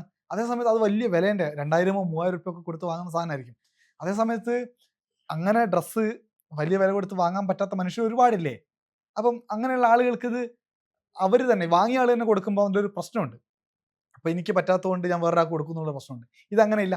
ഇത് ഈ കൈമാറ്റ കടയിൽ പോയിട്ട് ആർക്കും വാങ്ങാം. അപ്പോൾ ഒരു അഭിമാനത്തിൻ്റെ പ്രശ്നം അതിൽ വരുന്നില്ല. അപ്പോൾ ഒരു ഭരണകൂടം തന്നെ അതിന് മുന്നോട്ട് നിൽക്കുക എന്ന് പറയുന്നത് ഗംഭീരമായ സാധനം. അത് മാത്രമല്ല ഈ പഴയ മറ്റു തുണികളൊക്കെ ചവിട്ടിയായി മാറ്റുന്നു, പൂക്കൽ ഉണ്ടാക്കുന്നു. അപ്പോൾ അവിടെ എന്താണ്, അവിടെ ആ യൂണിറ്റിൽ ഒരു 10 ആൾക്ക് തൊഴിൽ കിട്ടുന്നു, 10 കുടുംബം മെച്ചപ്പെടുകയാണ്. അപ്പം ആളുകൾക്ക് വലിയ വിലയിലുള്ള സാധനം കിട്ടുന്നു. മാലിന്യം കൂമ്പാരമായിട്ട് വീടുകളിൽ കിടക്കുന്നില്ല. അതിഗംഭീരമായ പദ്ധതി കേരളത്തിലെ സകല പഞ്ചായത്തുകളിലും സകല മുനിസിപ്പാലിറ്റികളിലും സകല കോർപ്പറേഷനുകളിലും നടപ്പിലാക്കേണ്ട പദ്ധതിയായിട്ട് അത് തോന്നിയിട്ടുണ്ട്. മാലിന്യം കുന്നുകൂടി കിടക്കുന്നില്ല, അതേപോലെ ആവശ്യമുള്ള ആളുകൾക്ക് സാധനം കിട്ടുന്നു, തൊഴിൽ കിട്ടുന്നു. എത്ര ഗംഭീരമായ പദ്ധതിയാണ്. എല്ലാ സ്ഥലത്തും നടപ്പിലാക്കി കഴിഞ്ഞാൽ കേരളത്തിൽ ഒരു വലിയ മാറ്റം ഉണ്ടാക്കും. കേരളത്തിൽ നിന്ന് വടക്കിനെ നോക്കി കാണുമ്പോഴോ കേരളീയ എന്നുള്ള രീതിയിൽ എനിക്ക് ശരിക്കും ഇഷ്ടമാണ് നോർത്ത് ഇന്ത്യ. നോർത്ത് ഇന്ത്യ പല കൾച്ചറല്ലേ, പല പ്രദേശങ്ങൾ, പല കൾച്ചർ, ഒരുപാട് ആൾക്കാർ, ഒരുപാട് രീതികളാണ്. ഇപ്പോൾ ഹിമാചലൊക്കെ ഞാൻ പോകുമ്പോൾ അടിപൊളി സ്ഥലമാണ് ഹിമാചൽ, ഉത്തരാഖണ്ഡ് ഒക്കെ കേരളത്തെക്കാട്ടി എനിക്ക് ഇഷ്ടമുള്ള സ്ഥലങ്ങളാണ്.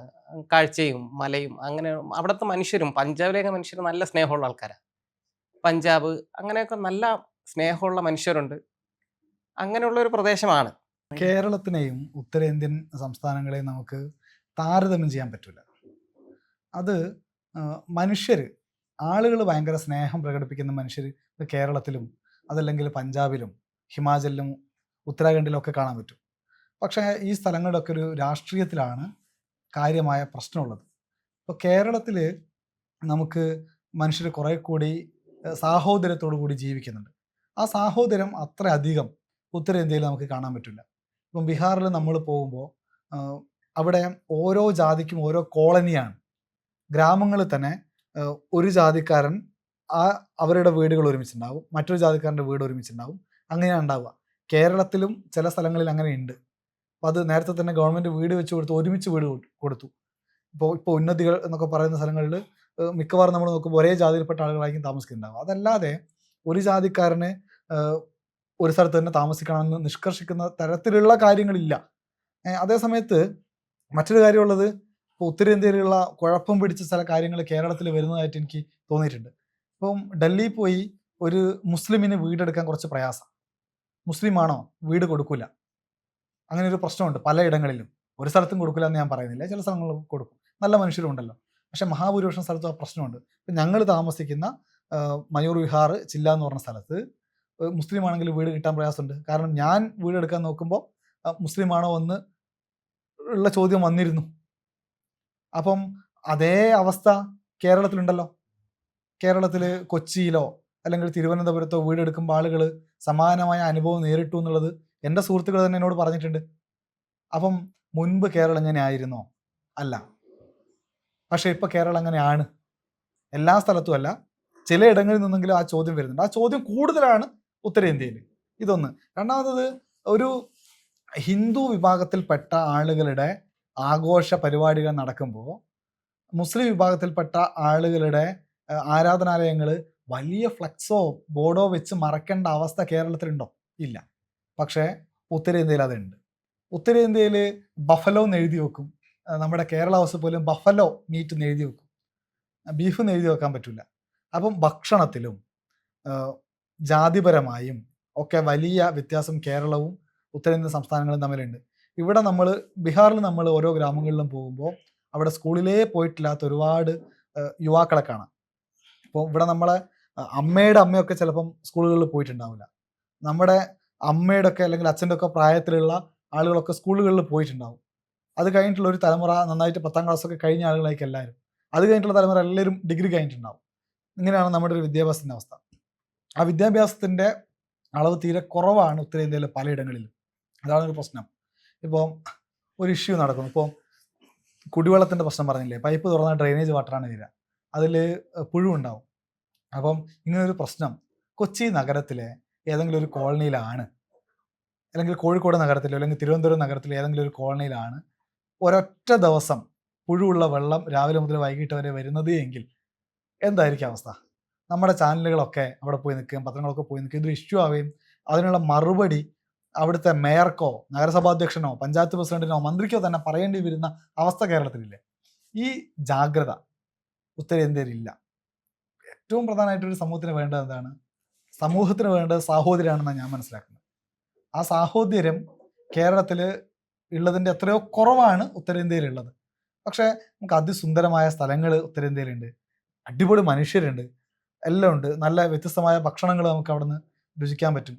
പക്ഷേ സാഹോദര്യം എന്ന് പറയുന്നത് കേരളത്തിൻ്റെ അത്ര ഇല്ലാത്ത ഒരു സമൂഹമാണ്. രണ്ടാമത്തേത്, മനുഷ്യരെ പരിഗണിക്കണ്ടേ? നമ്മൾ മനുഷ്യൻ ജനിച്ചത് ഏത് ജാതിയാണോ ഏത് മതമാണോ നോക്കിയിട്ടല്ല മനുഷ്യനെ പരിഗണിക്കേണ്ടത്. ഓൻ എന്ത് തൊഴിലെടുക്കുന്നു അല്ലെങ്കിൽ അവൾ എന്ത് തൊഴിലെടുക്കുന്നു നോക്കിയിട്ടല്ല അവനെ പരിഗണിക്കേണ്ടത്. മനുഷ്യൻ എന്നുള്ള ഒറ്റ പരിഗണന എല്ലാവർക്കും വേണം. ആ പരിഗണന കേരളത്തിൽ ലഭിക്കുന്ന പോലെ ഉത്തരേന്ത്യയിൽ മനുഷ്യന് ലഭിക്കില്ല. അവിടെ സമ്പത്തും ജാതിയും മതവും ഒക്കെ വളരെ പ്രധാനപ്പെട്ട ഘടകങ്ങളാണ്, അത് വികസനത്തിൽ പോലും. അപ്പം അതുകൊണ്ട് തന്നെ കേരള സമൂഹവും ഉത്തരേന്ത്യൻ സമൂഹവും തമ്മിൽ വലുതായി വ്യത്യാസപ്പെട്ടിരിക്കുന്നുണ്ട്. വികസനത്തിൻ്റെ പേരിലാണെങ്കിൽ കുറേയേറെ ബെറ്ററാണ് കേരളം. അത് ഏതെങ്കിലും ഒരു രാഷ്ട്രീയ പാർട്ടിയുടെ ഗുണമാണെന്നൊന്നും എനിക്ക് തോന്നുന്നില്ല. ഇവിടെ മാറി മാറി ഭരിച്ച ആളുകൾ അവർക്ക് പുറത്തു കടക്കാൻ പറ്റാത്ത ഒരു പ്രത്യേകതരം സാമൂഹ്യ അന്തരീക്ഷം കേരളത്തിലെ മനുഷ്യരും നേരത്തെ ഭരിച്ച ആളുകളും സംവിധാനമൊക്കെ ഉണ്ടാക്കി വെച്ചിട്ടുണ്ട്. അതിൽ നിന്ന് പുറത്ത് കടന്ന് കളിക്കാൻ പറ്റില്ല. അപ്പോൾ ആ സാമൂഹ്യ അന്തരീക്ഷം കേരളത്തിന് നൽകുന്ന വലിയ സുരക്ഷയുണ്ട്. ആ സുരക്ഷ പക്ഷേ നമുക്ക് ഉത്തരേന്ത്യയിലെ പല സ്ഥലങ്ങളിലും പോയാൽ കാണാൻ പറ്റില്ല. പക്ഷേ ഹിമാചൽ പ്രദേശിലെ ആളുകളും സംവിധാനവും ഒക്കെ ഭയങ്കര ബെറ്ററായി തോന്നിയിട്ടുണ്ട്. ഹിമാചലിലെ ജനങ്ങൾ ഭയങ്കര സ്നേഹത്തോടെയാണ് ഇടപെട്ട് കണ്ടിട്ടുള്ളത്. എല്ലാ സ്ഥലത്തും നമുക്ക് സ്നേഹമുള്ള മനുഷ്യരെ കാണാൻ പറ്റും. പക്ഷേ മൊത്തത്തിലൊരു സമൂഹത്തിന് എടുക്കുമ്പോൾ അവിടെ സാഹോദര്യം എത്രയുണ്ട്, അവിടെ ഏറ്റവും പാവപ്പെട്ട മനുഷ്യനെ ആ സമൂഹം എങ്ങനെ പരിഗണിക്കും എന്നൊക്കെയുള്ള ചോദ്യം ഉണ്ടല്ലോ. അങ്ങനെ കുറേ ചോദ്യങ്ങൾ ചോദിക്കുമ്പോൾ കേരളം ഒരു തലത്തിലും ഉത്തരേന്ത്യയിലെ പല സ്ഥലങ്ങളും വേറൊരു തലത്തിലായിട്ടാണ് ഫീൽ ചെയ്തത്. ഡൽഹി കലാപം റിപ്പോർട്ട് ചെയ്യാൻ പോയിരുന്നത്. ഡൽഹി കലാപം ഞാൻ അവിടെ ഉണ്ടായിരുന്ന സമയത്ത്. ഡൽഹി കലാപത്തിൽ ഞങ്ങൾ പോകുന്നു, തലേ ദിവസം രാത്രി പോകുന്നു. അപ്പം തന്നെ അവിടെ സംഘർഷമാണ്, ആൾക്കാർ കല്ലെറിയുന്നു, പോലീസ് ഇത് പൊട്ടിക്കുന്നു, മറ്റേ ടിയർ ഗ്യാസ് പൊട്ടിക്കുന്നു, ആകെ പ്രശ്നം. പിറ്റേന്ന് രാവിലെ വെളുപ്പിന് പോവാം. ഞാനും എനിക്ക് ഓർമ്മ ബൽറാമാണെന്ന് തോന്നുന്നു, അങ്ങനെ. അപ്പോൾ അങ്ങനെ പോയിട്ട് ഞങ്ങൾ ചെല്ലുമ്പോൾ കാണുന്നത് ഒരു കൂട്ടം ജനം ഇങ്ങനെ വരികയാണ്, വടിവാളും ഒക്കെ ആയിട്ട്. അവിടെ നമ്മൾ വണ്ടിയൊക്കെ തിരിച്ച് ഒരു പാലത്തിൻ്റെ മുകളിൽ പോയി നിന്നു. ബാലിച്ചേട്ടനെ പേടിയാണ് സംഭവം. ഒരു പാലത്തിൻ്റെ മുകളിൽ നിൽക്കുക, ഒരു ഫ്ലൈ ഓവറിൻ്റെ മുകളിൽ. ഫ്ലൈ ഓവറിൻ്റെ താഴെ ഒരു കട, 2-3 കട, ഒരു 10, 100, 200 ആൾ വരും. കയറി അടിച്ച് പൊളിച്ച് ആകെ പ്രശ്നം.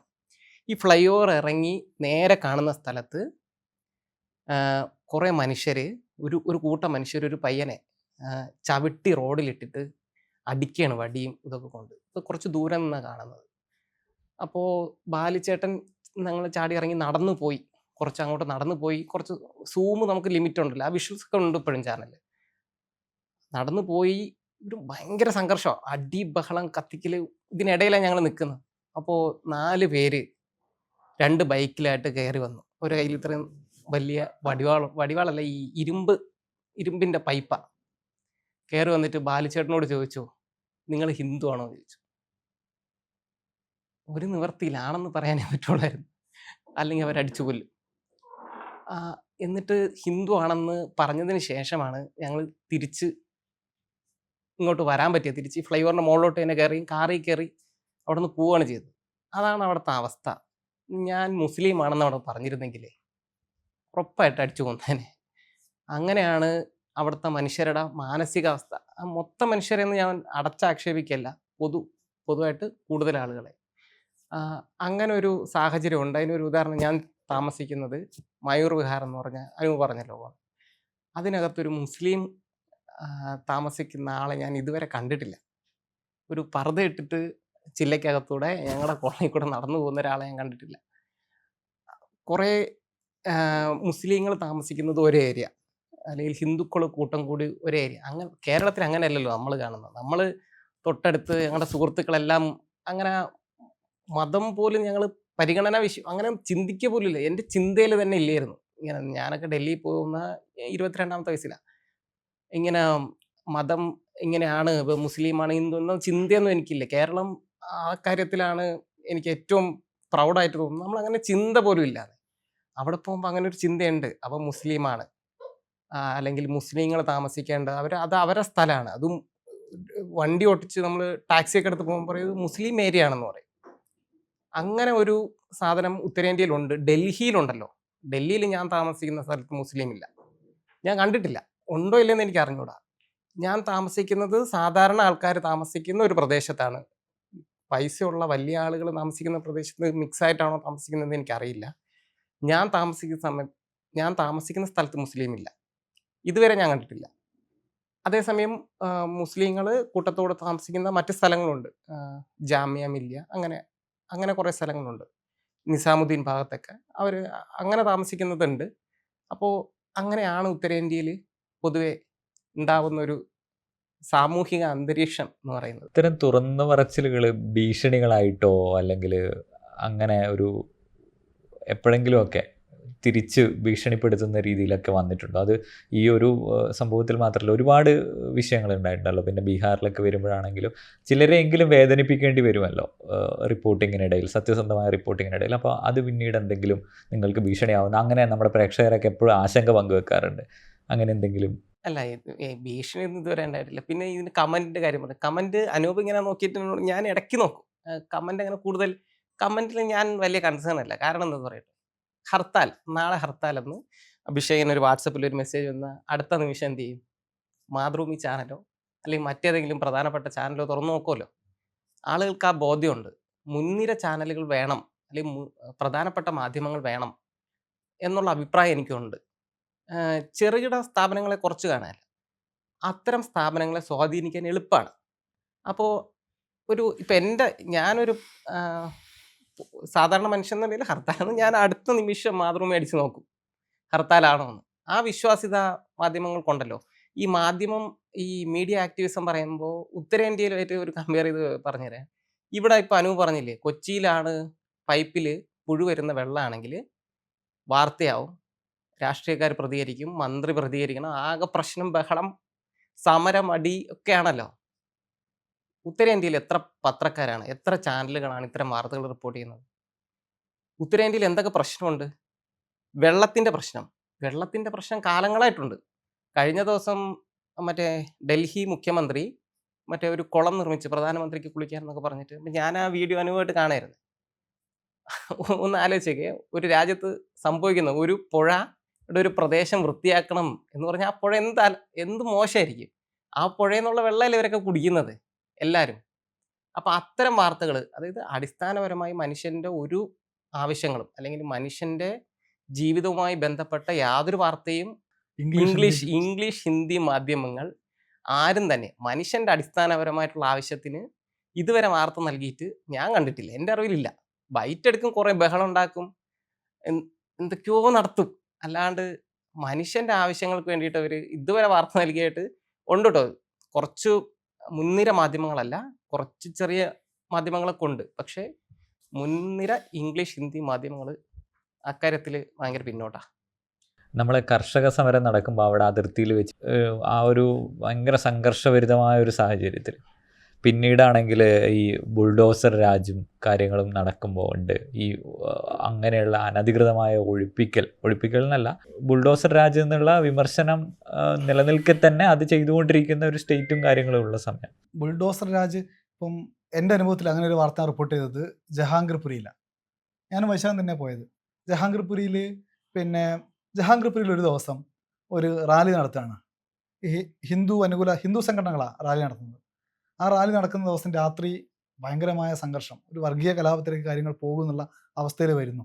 അപ്പം മുസ്ലിം വിഭാഗത്തിലുള്ള ആളുകൾ കൂടുതൽ താമസിക്കുന്ന സ്ഥലത്ത് കൂടി ഈ ഹിന്ദു വിഭാഗത്തിൻ്റെ ജാഥ കടന്നു പോയപ്പോൾ അതിനെ ആക്രമിച്ചു എന്നാണ് ഹിന്ദു വിഭാഗം പറയുന്നത്.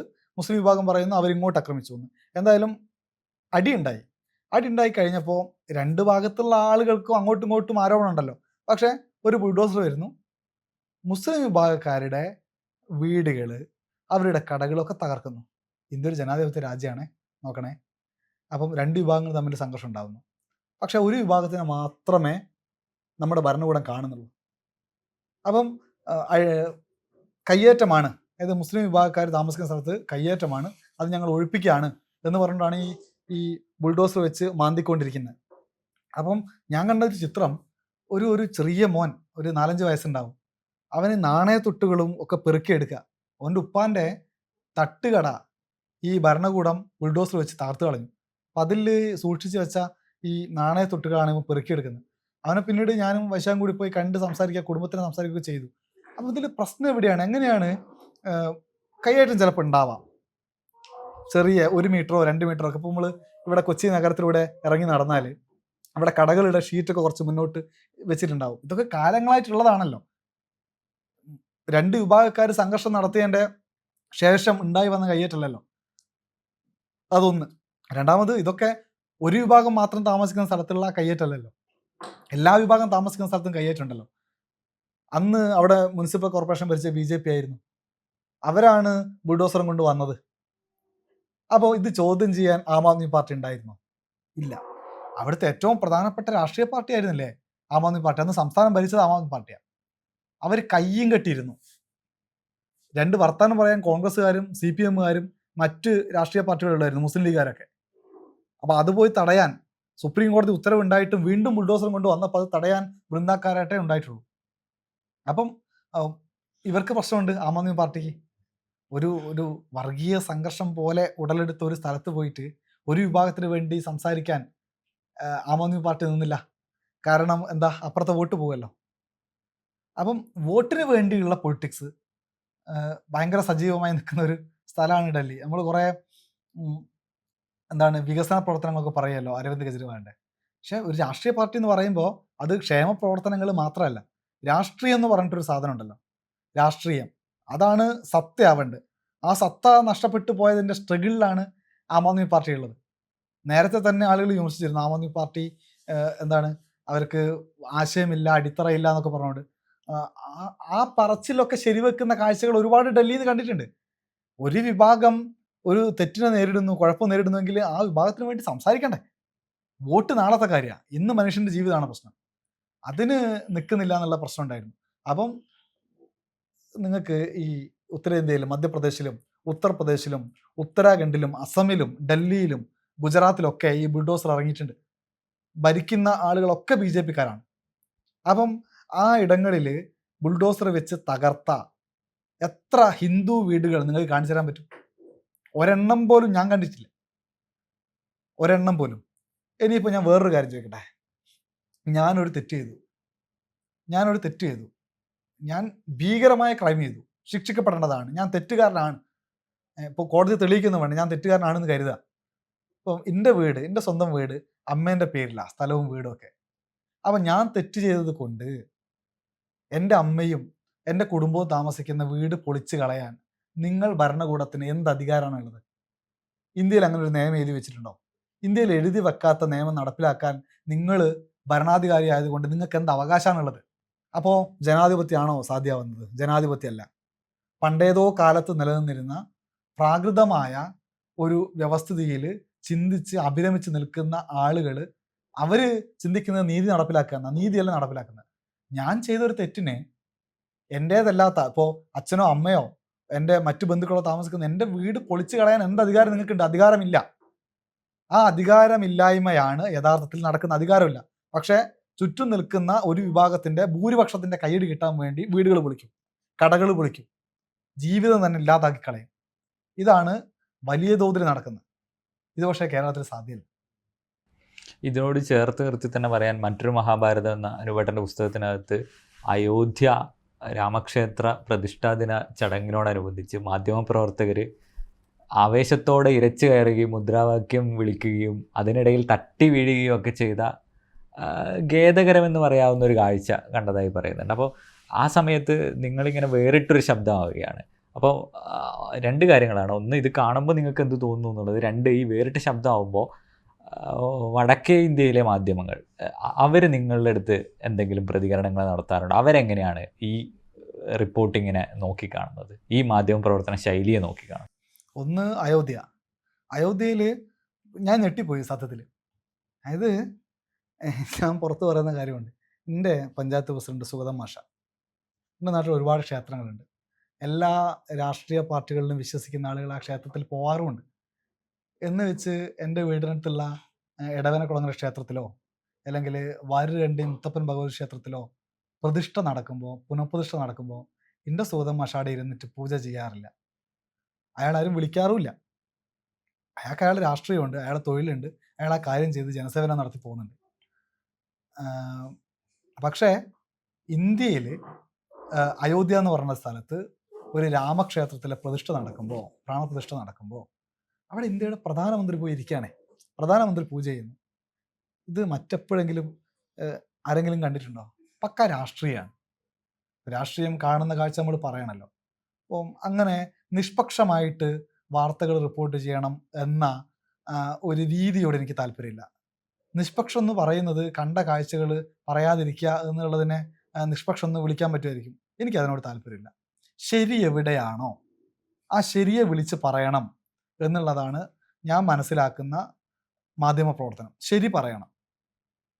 നിങ്ങൾക്ക് എന്ത് ലേബലും കുത്തിക്കോട്ടെ, അത് പരിഗണിക്കേണ്ട കാര്യമില്ല, പരിഗണിക്കേണ്ട യാതൊരു കാര്യമില്ല. നിങ്ങൾ ശരി പറയുകയും ശരിക്കൊപ്പം നിൽക്കുകയും ചെയ്യുക എന്നുള്ളത് മാത്രമാണ് വേണ്ടതെന്ന് ഞാൻ മനസ്സിലാക്കുന്നു. അപ്പം പഞ്ചായത്ത് പ്രസിഡന്റിനെ നാട്ടിലുള്ള ക്ഷേത്രത്തിലെ പ്രാണപ്രതിഷ്ഠയ്ക്ക് പൂജ ചെയ്യാൻ വിളിക്കാറില്ലല്ലോ. അയാൾ പൂജ പഠിച്ചിട്ടില്ലാന്നേ. ഞങ്ങളുടെ സുഗതമാഷ് പൂജ ചെയ്യാൻ പഠിച്ചിട്ടില്ല. അപ്പം പൂജ ചെയ്യാൻ പഠിച്ച ആളുകളല്ലേ പൂജ ചെയ്യേണ്ടത്. പൂജ ചെയ്യുന്നതിന് ഏതെങ്കിലും തരത്തിലുള്ള എതിർപ്പൊന്നും എനിക്കില്ല കേട്ടോ. ഓരോ മനുഷ്യരുടെ വിശ്വാസമൊക്കെയാണത്. അപ്പം ബാങ്ക് വിളിക്കുന്നതും പൂജ ചെയ്യുന്നതും അല്ലെങ്കിൽ കുർബാന നടത്തുന്നതൊക്കെ ഓരോ മതത്തിന്റെ വിശ്വാസമല്ലേ. പക്ഷെ അതൊക്കെ ചുമതലപ്പെട്ട ആളുകൾ ചെയ്യട്ടെ. പള്ളിയിൽ പോയി പള്ളിയിൽ വെച്ചും ചെയ്യട്ടെ പരിപാടി.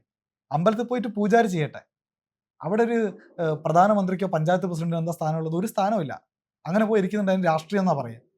അപ്പം നമ്മൾ കാണുന്ന കാഴ്ച RSS എന്ന് പറഞ്ഞിട്ടുള്ള ഒരു സംഘടനയുടെ പലപ്പോഴും രാജ്യത്ത് നിരോധിക്കപ്പെട്ട, രാജ്യത്തിൻ്റെ പല കുഴപ്പങ്ങളിലും പ്രതിസ്ഥാനത്ത് നിർത്തപ്പെട്ടിട്ടുള്ള ഒരു സംഘടനയുടെ ഏറ്റവും ഉന്നത സ്ഥാനത്തിരിക്കുന്ന ആൾ, ആ ക്ഷേത്രം വരുന്ന സംസ്ഥാനത്തിൻ്റെ മുഖ്യമന്ത്രി, ഈ രാജ്യത്തിൻ്റെ പ്രധാനമന്ത്രി എന്നിവർ ചേർന്ന് ഒരു സ്ഥലത്ത് പ്രാണപ്രതിഷ്ഠ നടത്തുന്നു.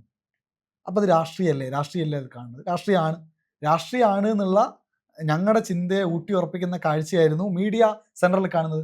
മീഡിയ സെൻറ്ററിൽ നിന്ന് ഈ എത്ര ക്യാമറകൾ ഉണ്ടാവും വൈശ? എനിക്ക് അതിൻ്റെ കണക്കറിയില്ല. ഒരു 100 ക്യാമറകൾ ഉണ്ടാവും അവിടെ. അപ്പം 100 ക്യാമറകളും ഫോക്കസ് ഒരാളിലേക്ക് പോവുകയാണ് ഒരു പ്രത്യേക നിമിഷത്തിൽ. ക്യാമറകളൊക്കെ ആദ്യം ഈ മീഡിയ സെൻറ്ററിൽ ഒരു വലിയ വാൾ വെച്ചിട്ടുണ്ട്. ആ വാളിൽ ക്ഷേത്രത്തിൻ്റെ ദൃശ്യങ്ങൾ കാണിക്കുന്നുണ്ട്. വരുന്ന പ്രധാനപ്പെട്ട അതിഥികൾ, നമ്മുടെ ഏറ്റവും പ്രിയപ്പെട്ട സച്ചിൻ രമേശ് ടെണ്ടുൽക്കർ ഉൾപ്പെടെയുള്ള, അതേപോലെ അംബാനി സർ ഉൾപ്പെടെയുള്ള പ്രധാനികളൊക്കെ വന്നിരിക്കുന്നുണ്ട്. അവരൊക്കെ കാണിക്കുന്നുണ്ട്. അങ്ങനെ പ്രധാനികളൊക്കെ വരുന്നുണ്ട്. അവരൊക്കെ വീഡിയോയിൽ കാണിക്കുന്നു. അങ്ങനെ കുറേ നേരം ഇങ്ങനെ കടന്നു പോവുക. അപ്പോഴാണ് ഒരുപാട് ക്യാമറകൾ ഒരു മനുഷ്യനിലേക്ക് ഫോക്കസ് ചെയ്യുന്നു. തെരഞ്ഞെടുപ്പ് നടക്കാൻ പോവുകയാണെ 3 മാസം കഴിഞ്ഞാൽ ഇന്ത്യയിൽ. അപ്പം ആ മനുഷ്യൻ പെട്ടെന്ന് പ്രത്യക്ഷപ്പെടുകയാണ് എല്ലാ വീഡിയോ വാളുകളിലും. നമ്മുടെ പ്രധാനമന്ത്രി നരേന്ദ്രമോദി. അദ്ദേഹം ഇങ്ങനെ ഒറ്റയ്ക്ക് കയ്യിലൊരു ഇതുണ്ടെന്ന് തോന്നുന്നു. കയ്യിൽ എന്തോ പൂക്കളോ മറ്റോ ഉണ്ടെന്നാണ് എൻ്റെ ഓർമ്മ. കുറച്ച് മുന്നേ ആണല്ലോ, അതുകൊണ്ട് അപ്പോൾ അദ്ദേഹം ഇങ്ങനെ നടന്ന് നീങ്ങുകയാണ്. അപ്പം എല്ലാ ക്യാമറയും ഫോക്കസ് ചെയ്യാണ്. അപ്പം ആഹ്ലാദാരവം മുഴങ്ങുകയാണ് നമ്മുടെ മീഡിയ സെൻറ്ററിൽ. എന്താണ് ശരി, ക്ഷേത്ര വിശ്വാസമാണെങ്കിൽ പ്രാണപ്രതിഷ്ഠ പൂർത്തിയായാൽ ആ വിശ്വാസികൾക്ക് ഒരു ആഹ്ലാദമൊക്കെ ഉണ്ടാവും. പ്രാണപ്രതിഷ്ഠ നടന്നല്ലോ, ഇനി ഞങ്ങൾക്ക് അവിടെ പോയി പ്രാർത്ഥിക്കാമല്ലോ. പക്ഷെ എന്തുകൊണ്ടാണ് രാഷ്ട്രീയ നേതാവ് വരുമ്പോൾ ആ കരഘോഷം ഉണ്ടാവുന്നത്? രാഷ്ട്രീയമാണ്. അപ്പം അത്രയധികം കക്ഷി രാഷ്ട്രീയം ഒരു മാധ്യമപ്രവർത്തകന് പാടുണ്ടോ? അപ്പോൾ ഒരു വിഭാഗം പറയും പാടുണ്ട്. അപ്പോൾ ആ കക്ഷി രാഷ്ട്രീയത്തിൻ്റെ കൂടെ നിൽക്കുന്ന ആളുകൾ രാജ്യത്തിൻ്റെ കൂടെ നിൽക്കുന്ന ആളുകൾ, അതിലെ ശരികേടുകൾ വിളിച്ച് പറയുന്ന ആളുകൾ ഒരുപക്ഷെ അർബൻ നക്സലോ അതല്ലെങ്കിൽ കുഴപ്പക്കാരോ ഒക്കെ വിളിച്ച് അവരെ കളിയാക്കും. അപ്പോൾ നമ്മൾ എന്ത് ചെയ്യണം? എന്ത് വേണമെങ്കിലും വിളിച്ചോട്ടെ, നമ്മൾ കാണുന്ന ശരികളെ പറ്റി പറയണം. അയോധ്യയിൽ പോയിട്ട് ഞങ്ങൾ പറഞ്ഞ 2 പ്രധാനപ്പെട്ട വാർത്തകൾ, ഒന്ന്, ഒരേ സുപ്രീം കോടതി വിധിയുടെ അടിസ്ഥാനത്തിലാണ് അയോധ്യയിൽ നേരത്തെ ബാബരി മസ്ജിദ് നിന്ന സ്ഥലത്ത് ഇപ്പോൾ അത് കർഷകർ സംഘപരിവാർ ആളുകൾ തകർത്തു, അവിടെ രാമക്ഷേത്രം പണിതു. മറ്റൊരു സ്ഥലം പള്ളി നിർമ്മിക്കാൻ വേണ്ടി കൊടുക്കണമെന്ന് സുപ്രീം കോടതി അതേ ദിവസം ഉത്തരവിട്ടു. അതിന് വേണ്ട സഹായങ്ങൾ ചെയ്യണമെന്ന് പറഞ്ഞു. പള്ളി ഉണ്ടായിട്ടില്ല, വെറും ഭൂമിയേ ഉള്ളൂ, ഒരു ലോഡ് കല്ല് പോലും അവിടെ ഇറക്കിയിട്ടില്ല. അപ്പം ആ വാർത്ത നമ്മൾ റിപ്പോർട്ട് ചെയ്തു. രണ്ടാമത്തത്, ഈ ഇപ്പോൾ നിർമ്മിച്ച രാമക്ഷേത്രത്തിന് ചുറ്റിലും റോഡ് നിർമ്മിക്കാൻ വേണ്ടി ഒരുപാട് ആളുകളെ കുടിയിറക്കിയിട്ടുണ്ട്. വികസനത്തിന് വേണ്ടി ഭൂമി ഏറ്റെടുക്കേണ്ടി വരും. തർക്കമല്ല, ശരി, കേരളത്തിൽ ഒരുപാട് നടന്നിട്ടുണ്ടല്ലോ, തമിഴ്നാട്ടിലും ആന്ധ്രാപ്രദേശിലും എല്ലാ സ്ഥലത്തും നടന്നിട്ടുണ്ടല്ലോ. പക്ഷേ 2013 നമ്മളൊരു നിയമം നിർമ്മിച്ചിട്ടുണ്ട്, നമ്മുടെ രാജ്യം ഭൂമി ഏറ്റെടുക്കുന്ന നിയമം. അത് മാർക്കറ്റ് വിലയേക്കാൾ കൂടുതൽ നൽകി ഭൂമി ഏറ്റെടുക്കണമെന്നായിരുന്നു. പക്ഷേ ഇവിടെ ഭൂമി ഏറ്റെടുത്ത ആളുകൾക്ക് 1 ലക്ഷമോ 2 ലക്ഷമോ മാത്രം കൊടുത്ത് അവരെ ഒരു വഴിയരികിലേക്ക് തള്ളിയിടുകയാണ് ചെയ്തത്. അപ്പം അതിനുശേഷം അത് നമ്മൾ റിപ്പോർട്ട് ചെയ്തു. അതിനുശേഷം നടന്ന തെരഞ്ഞെടുപ്പിൽ അവിടെ നിന്ന് വന്ന വാർത്ത നമ്മൾ കേട്ടില്ലേ? അയോധ്യ ഉൾപ്പെടുന്ന മണ്ഡലത്തിൽ അവിടെ സമാജ്വാദി പാർട്ടി സ്ഥാനാർത്ഥി വിജയിച്ച് വരുന്ന ഒരു കാഴ്ച നമ്മൾ കണ്ടില്ലേ? അപ്പം ജനങ്ങൾക്കിടയിൽ പ്രശ്നമുണ്ട്. അപ്പം ജനങ്ങൾക്കിടയിൽ പ്രശ്നമുണ്ട്, ആ പ്രശ്നമാണ് നമ്മൾ പറഞ്ഞത്. അപ്പം പിന്നെ അതാണ് അതിൽ പറയാനുള്ളത്. രണ്ടാമത്തെ കാര്യം, നമ്മൾ മലയാളത്തിൽ എന്ത് റിപ്പോർട്ട് ചെയ്യുന്നു എന്നുള്ളത് ഹിന്ദിയിലും ഇംഗ്ലീഷിലും ജോലി ചെയ്യുന്ന ആളുകൾ അറിയുന്നില്ലല്ലോ. അവർക്ക് മലയാളം തീരെ അറിയില്ല. നമുക്ക് കുറച്ചെങ്കിലും ഹിന്ദിയോ ഇംഗ്ലീഷോ ഒക്കെ അറിയാം. അപ്പോൾ അവർ ചെയ്യുന്നത് നമുക്ക് മനസ്സിലാക്കാൻ പറ്റും, നമ്മൾ ചെയ്യുന്നത് അവർക്ക് മനസ്സിലാവില്ല. പക്ഷെ അവർ ചെയ്യുന്നതൊക്കെ നമ്മൾ അടുത്ത് നിന്ന് കാണുന്നുണ്ട്. അനാവശ്യമായ എന്താ പറയുക, അനാവശ്യമായിട്ട് കാര്യങ്ങളെ പൊലിപ്പിച്ച് കാണിക്കുകയും ഒരു ഭാഗത്തെ മാത്രം തെറ്റുകളെ കാണുകയും ഒക്കെ ചെയ്യുന്ന കാഴ്ചകൾ നമ്മൾ നേരിട്ട് കാണുന്നുണ്ട്. അത്ര മാത്രമേ ഉള്ളൂ. അയോധ്യയിൽ അനൂപ് പറഞ്ഞത് തന്നെ. അയോധ്യയിൽ SP ജയിച്ചപ്പോൾ അല്ലെങ്കിൽ BJP തോറ്റപ്പോൾ എനിക്ക് പ്രത്യേകിച്ചൊന്നും തോന്നിയില്ല. ഞാൻ 2 ഫേസിലും പോയിട്ടുണ്ട്. പണി നടക്കുന്നതിന് മുമ്പും പോയിട്ടുണ്ട്, ശേഷവും പോയിട്ടുണ്ട്. റോഡ് സൈഡിലൊക്കെ കുറേ കടകളൊക്കെ ഉണ്ടായിരുന്നു, അതൊക്കെ പൊളിച്ച്, കുറേ വീടുകളൊക്കെ പൊളിച്ച് വികസനമൊക്കെ നടത്തി. അതുകൊണ്ടാണ് തോറ്റത് BJPയുടെ. അത്രയാണ്. പിന്നെ മാധ്യമപ്രവർത്തകർ, ഉത്തരേന്ത്യൻ മാധ്യമപ്രവർത്തകരിൽ ഭൂരിപക്ഷം പേരെന്നൊന്നും പറയാൻ പറ്റില്ല. ഞാൻ കണ്ടതിൽ കൂടുതൽ പേരും BJPക്കാരാണ്. കറക്റ്റ് BJPക്കാരാണ്. ഇത് അവർ രാഷ്ട്രീയം പറയും, അവർ BJP മോദി ആൾക്കാരാണ് കൂടുതൽ പേരും. എല്ലാവരും അങ്ങനെയാണെന്ന് എനിക്കറിയില്ല. ഞാൻ ഡൽഹി ബേസ്ഡ് ആയിട്ടല്ലേ ജോലി ചെയ്യുന്നത്. ഞങ്ങൾ പുറത്തൊക്കെ പോകുമ്പോഴും കൂടുതലും BJPക്കാർ തന്നെയാണ്.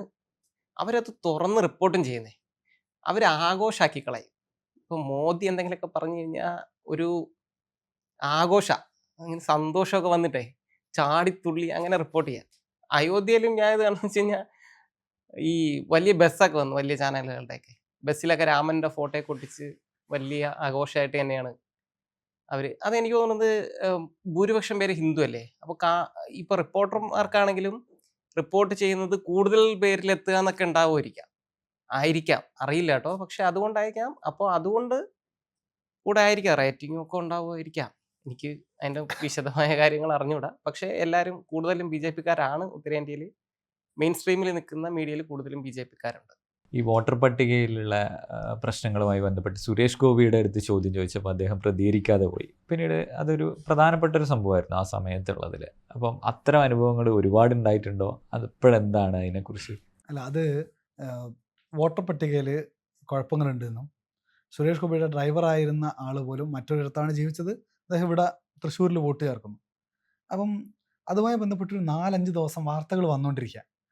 അപ്പം സ്വാഭാവികമായിട്ടും ഇതിന് ആദ്യത്തെ മറുപടി എവിടെ നിന്നാണ് വരേണ്ടത്? ആരോപണങ്ങൾ ഉണ്ടാകുമ്പോൾ MP ആയി തിരഞ്ഞെടുക്കപ്പെട്ട ആളുടെ മറുപടി വേണം. പക്ഷേ സാധാരണ നമ്മുടെ നാട്ടിലെ MP ആണെങ്കിലും നമുക്ക് ആക്സസ് കിട്ടും, എല്ലാവർക്കും ആക്സസ് കിട്ടും നാട്ടിലും.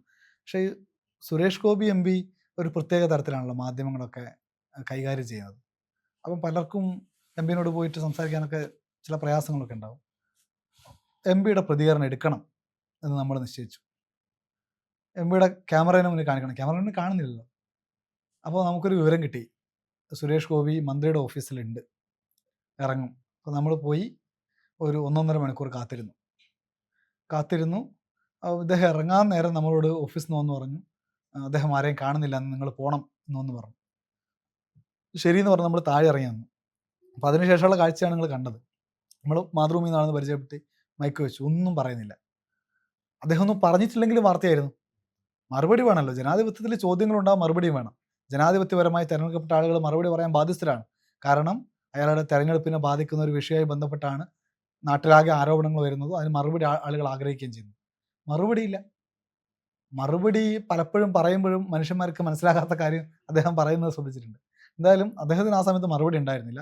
അത് അദ്ദേഹത്തെ കാണിക്കണം, അദ്ദേഹത്തോട് ചോദ്യം ചോദിക്കണം നമുക്കുണ്ടായിരുന്നു. ജനങ്ങൾക്കുള്ള ചോദ്യം ചോദിക്കണം, അത് മാധ്യമപ്രവർത്തകർ ചെയ്യേണ്ട. ഇപ്പം നേതാക്കന്മാരുടെ ബൈറ്റുകൾ എടുക്കുമല്ലോ നമ്മൾ, അപ്പം ബൈറ്റുകൾ എടുക്കേണ്ടതാണ്.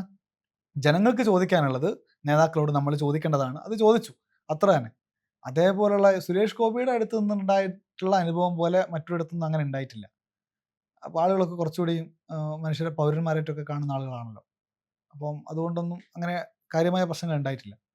അദ്ദേഹത്തിൻ്റെ അടുത്ത് പോലും നമ്മൾ സംസാരിച്ചിട്ടുണ്ട് കേട്ടോ, അതിന് മുമ്പ് ശേഷമൊക്കെ ബൈറ്റുകൾ എടുത്തിട്ടുണ്ട്. പക്ഷെ ആ ഒരു പ്രത്യേക ഘട്ടത്തിൽ അദ്ദേഹത്തിന് മറുപടി ഉണ്ടായിരുന്നില്ല ആ സമയത്ത് പറയാൻ. അപ്പം മറുപടി ഉണ്ടായിരുന്നില്ല എന്നുള്ളത് നമുക്കറിയാം. നമ്മൾ മൈക്ക് വെച്ചു, മറുപടി ഉണ്ടായിരുന്നില്ല. പക്ഷെ പിന്നീട് അദ്ദേഹം തൃശ്ശൂരൊക്കെ എത്തിയപ്പോൾ എന്തൊക്കെ മറുപടി പറഞ്ഞായി കണ്ടു. ഈ വോട്ടർ അധികാര യാത്ര, രാഹുൽ ഗാന്ധിയുടെ യാത്ര ബീഹാറിലൂടെ കടന്നു പോകുമ്പോൾ രണ്ടുപേരും അവിടെ ഉണ്ട്. അപ്പം അതിൻ്റെ ഒരു അലയൊലികളും അതിൻ്റെ ഒരു അനുഭവം എങ്ങനെയായിരുന്നു, ജനങ്ങൾ അതിനെ ഏറ്റെടുത്തതും ഒക്കെ? വോട്ടർ അധികാര യാത്ര എൻ്റെ ഓർമ്മ 17-18 ദിവസത്തിനാണ് രാഹുൽ ഗാന്ധി സഞ്ചരിച്ചത്. പക്ഷേ പിന്നീടാണല്ലോ ഞങ്ങൾ വോട്ടർ സൈക്കിൾ യാത്രയായിട്ട് ബീഹാർ ചുറ്റുന്നത്. അപ്പോഴാണ് മനസ്സിലാക്കിയത് കുറേ കൂടി സ്ഥലങ്ങളിലൂടെ സഞ്ചരിക്കായിരുന്നു ആ യാത്രയ്ക്ക്. വോട്ടർ അധികാര യാത്ര അന്ന് നടക്കുന്ന സമയത്ത് ഒരുപാട് ആൾക്കാരുടെ പങ്കാളിത്തമൊക്കെ അതിലുണ്ടായിരുന്നു. പക്ഷേ അത് ജനങ്ങളിലേക്ക് അധികം ഇറങ്ങി ചെന്നിട്ടില്ല എന്ന് യാത്ര ചെയ്യുമ്പോൾ തന്നെ ഞങ്ങൾക്ക് ബോധ്യപ്പെട്ടു. റിസൾട്ട് വന്നതിന് ശേഷമല്ല. ഇപ്പം വോട്ട് ചോരിനെ കുറിച്ച് പല സ്ഥലങ്ങളിലും പോയി സംസാരിക്കാൻ, വോട്ട് ചോരിയോ എന്ന തരത്തിൽ ആളുകളിലേക്ക് എത്തിയിട്ടില്ല. അപ്പം അതിനപ്പുറത്തേക്ക് ജനങ്ങളുടെ പ്രശ്നങ്ങൾ ചർച്ച ചെയ്യപ്പെടണമായിരുന്നു. അത് ഉണ്ടായില്ല. അപ്പം യാത്രകളാണെങ്കിൽ യാത്രകൾ കാര്യമായ സ്വാധീനം ചെലുത്തിയിട്ടില്ല. ഇപ്പം ജനസ്വരാജ് പാർട്ടിയുടെ പ്രശാന്ത് കിഷോർ 2 വർഷം നീണ്ട യാത്രയാണ് നടത്തിയത്. പല മണ്ഡലങ്ങളിൽ 10,000-13,000 വോട്ടോ കിട്ടിയെങ്കിലും ഒരു വമ്പൻ മുന്നേറ്റം അവർക്ക് ഉണ്ടാക്കാൻ പറ്റിയില്ല. ഇപ്പം 2-3 യാത്രകൾ കഴിഞ്ഞ 5 വർഷത്തിനിടെ തേജസ്വി യാദവ് ബീഹാറിൽ നടത്തിയിട്ടുണ്ട്, വലിയ സ്വാധീനം ഉണ്ടാക്കിയില്ല.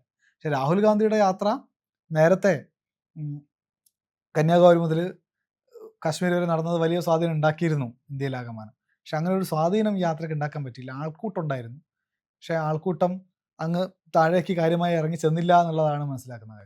ഈ ഈ ബീഹാറിലെ യാത്ര, വോട്ടർ അധികാര യാത്ര നടത്തിയല്ലോ. ഞാൻ ബീഹാറിൽ പോയപ്പോൾ എനിക്ക് തോന്നിയൊരു കാര്യം എന്ന് വെച്ച് കഴിഞ്ഞാൽ, കക്കൂസില്ല.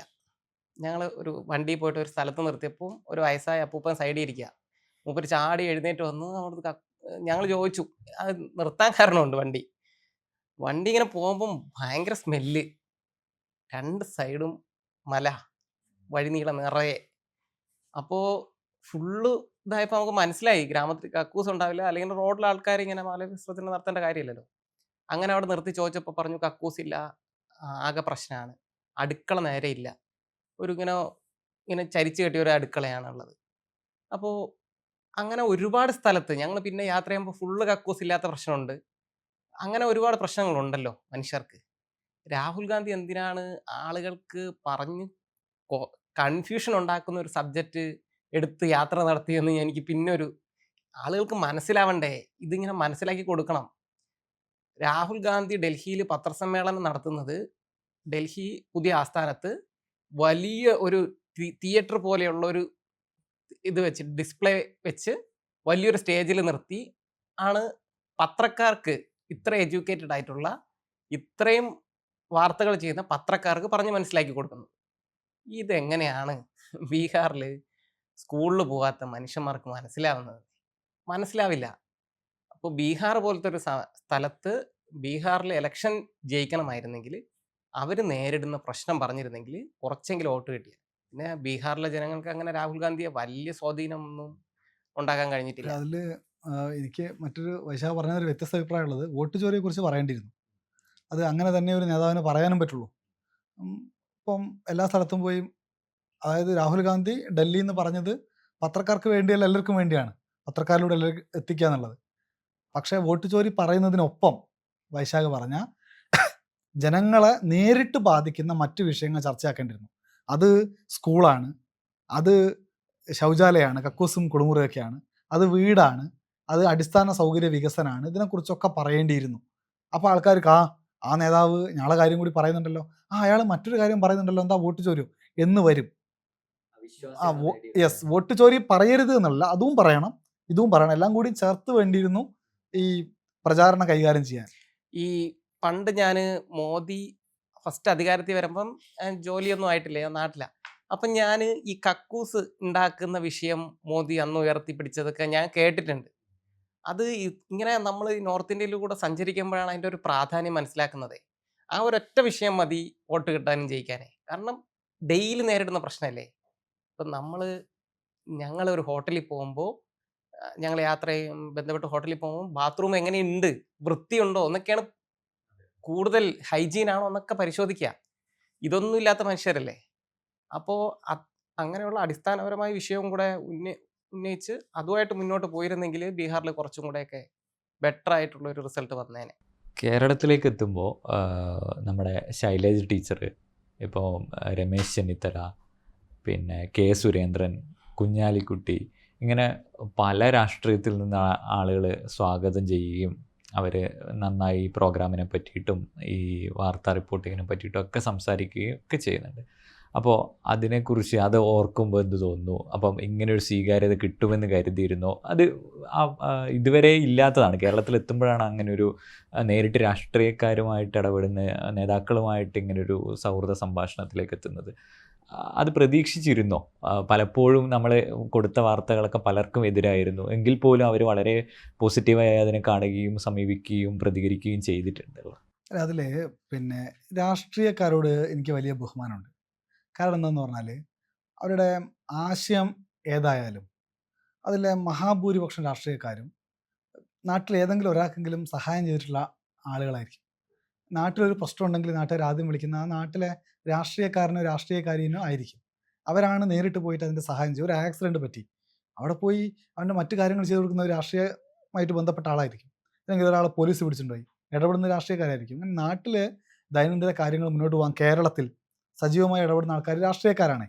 അപ്പം കേരളത്തിലേക്ക് വരുമ്പോൾ ഇപ്പം നമ്മൾ പറയുന്നൊരു കാര്യം മനുഷ്യൻ്റെ ജീവിതമായിട്ട് ബന്ധപ്പെട്ട സോഷ്യൽ മീഡിയയിലെ കമൻറ്റ് ബോക്സിൽ വന്ന് നമുക്കെതിരെ പറയുന്ന ആൾക്കാർ പോലും യഥാർത്ഥത്തിൽ മനുഷ്യർ ചിന്തിക്കും, അയ്യോ ഇത്ര കുഴപ്പത്തിലാണല്ലേ മനുഷ്യരവിടെ ജീവിക്കുന്നത് എന്ന് ചിന്തിക്കും. ഉറപ്പായിട്ടും ചിന്തിക്കും. ഒരു മനുഷ്യനാണെങ്കിൽ അങ്ങനെ ചിന്തിച്ചേ പറ്റുള്ളൂ രാഷ്ട്രീയത്തിന് അപ്പുറത്തേക്ക്. അപ്പം അങ്ങനെ ചിന്തിക്കുന്ന മനുഷ്യരുണ്ടല്ലോ, അങ്ങനെ ചിന്തിക്കുന്ന ആളുകൾ തന്നെയല്ലേ ഈ രാഷ്ട്രീയ പാർട്ടിയിൽ ഉള്ളത്.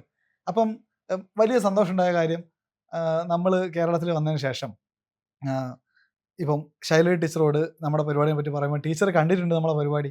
അയ്യോ മോനെ, ടീച്ചർ അങ്ങനെയാണ് സംസാരിക്കുക, അയ്യോ മോനെ ഞങ്ങൾ കണ്ടിരും ബീഹാറിലാണ്, വലിയ മോശം തന്നെ അല്ലേ, അപ്പം ബീഹാറിൽ ഞാൻ പണ്ട് പോയാലുള്ള അനുഭവം അങ്ങനെ ടീച്ചർ പറയാം. ഇപ്പം വി എസ്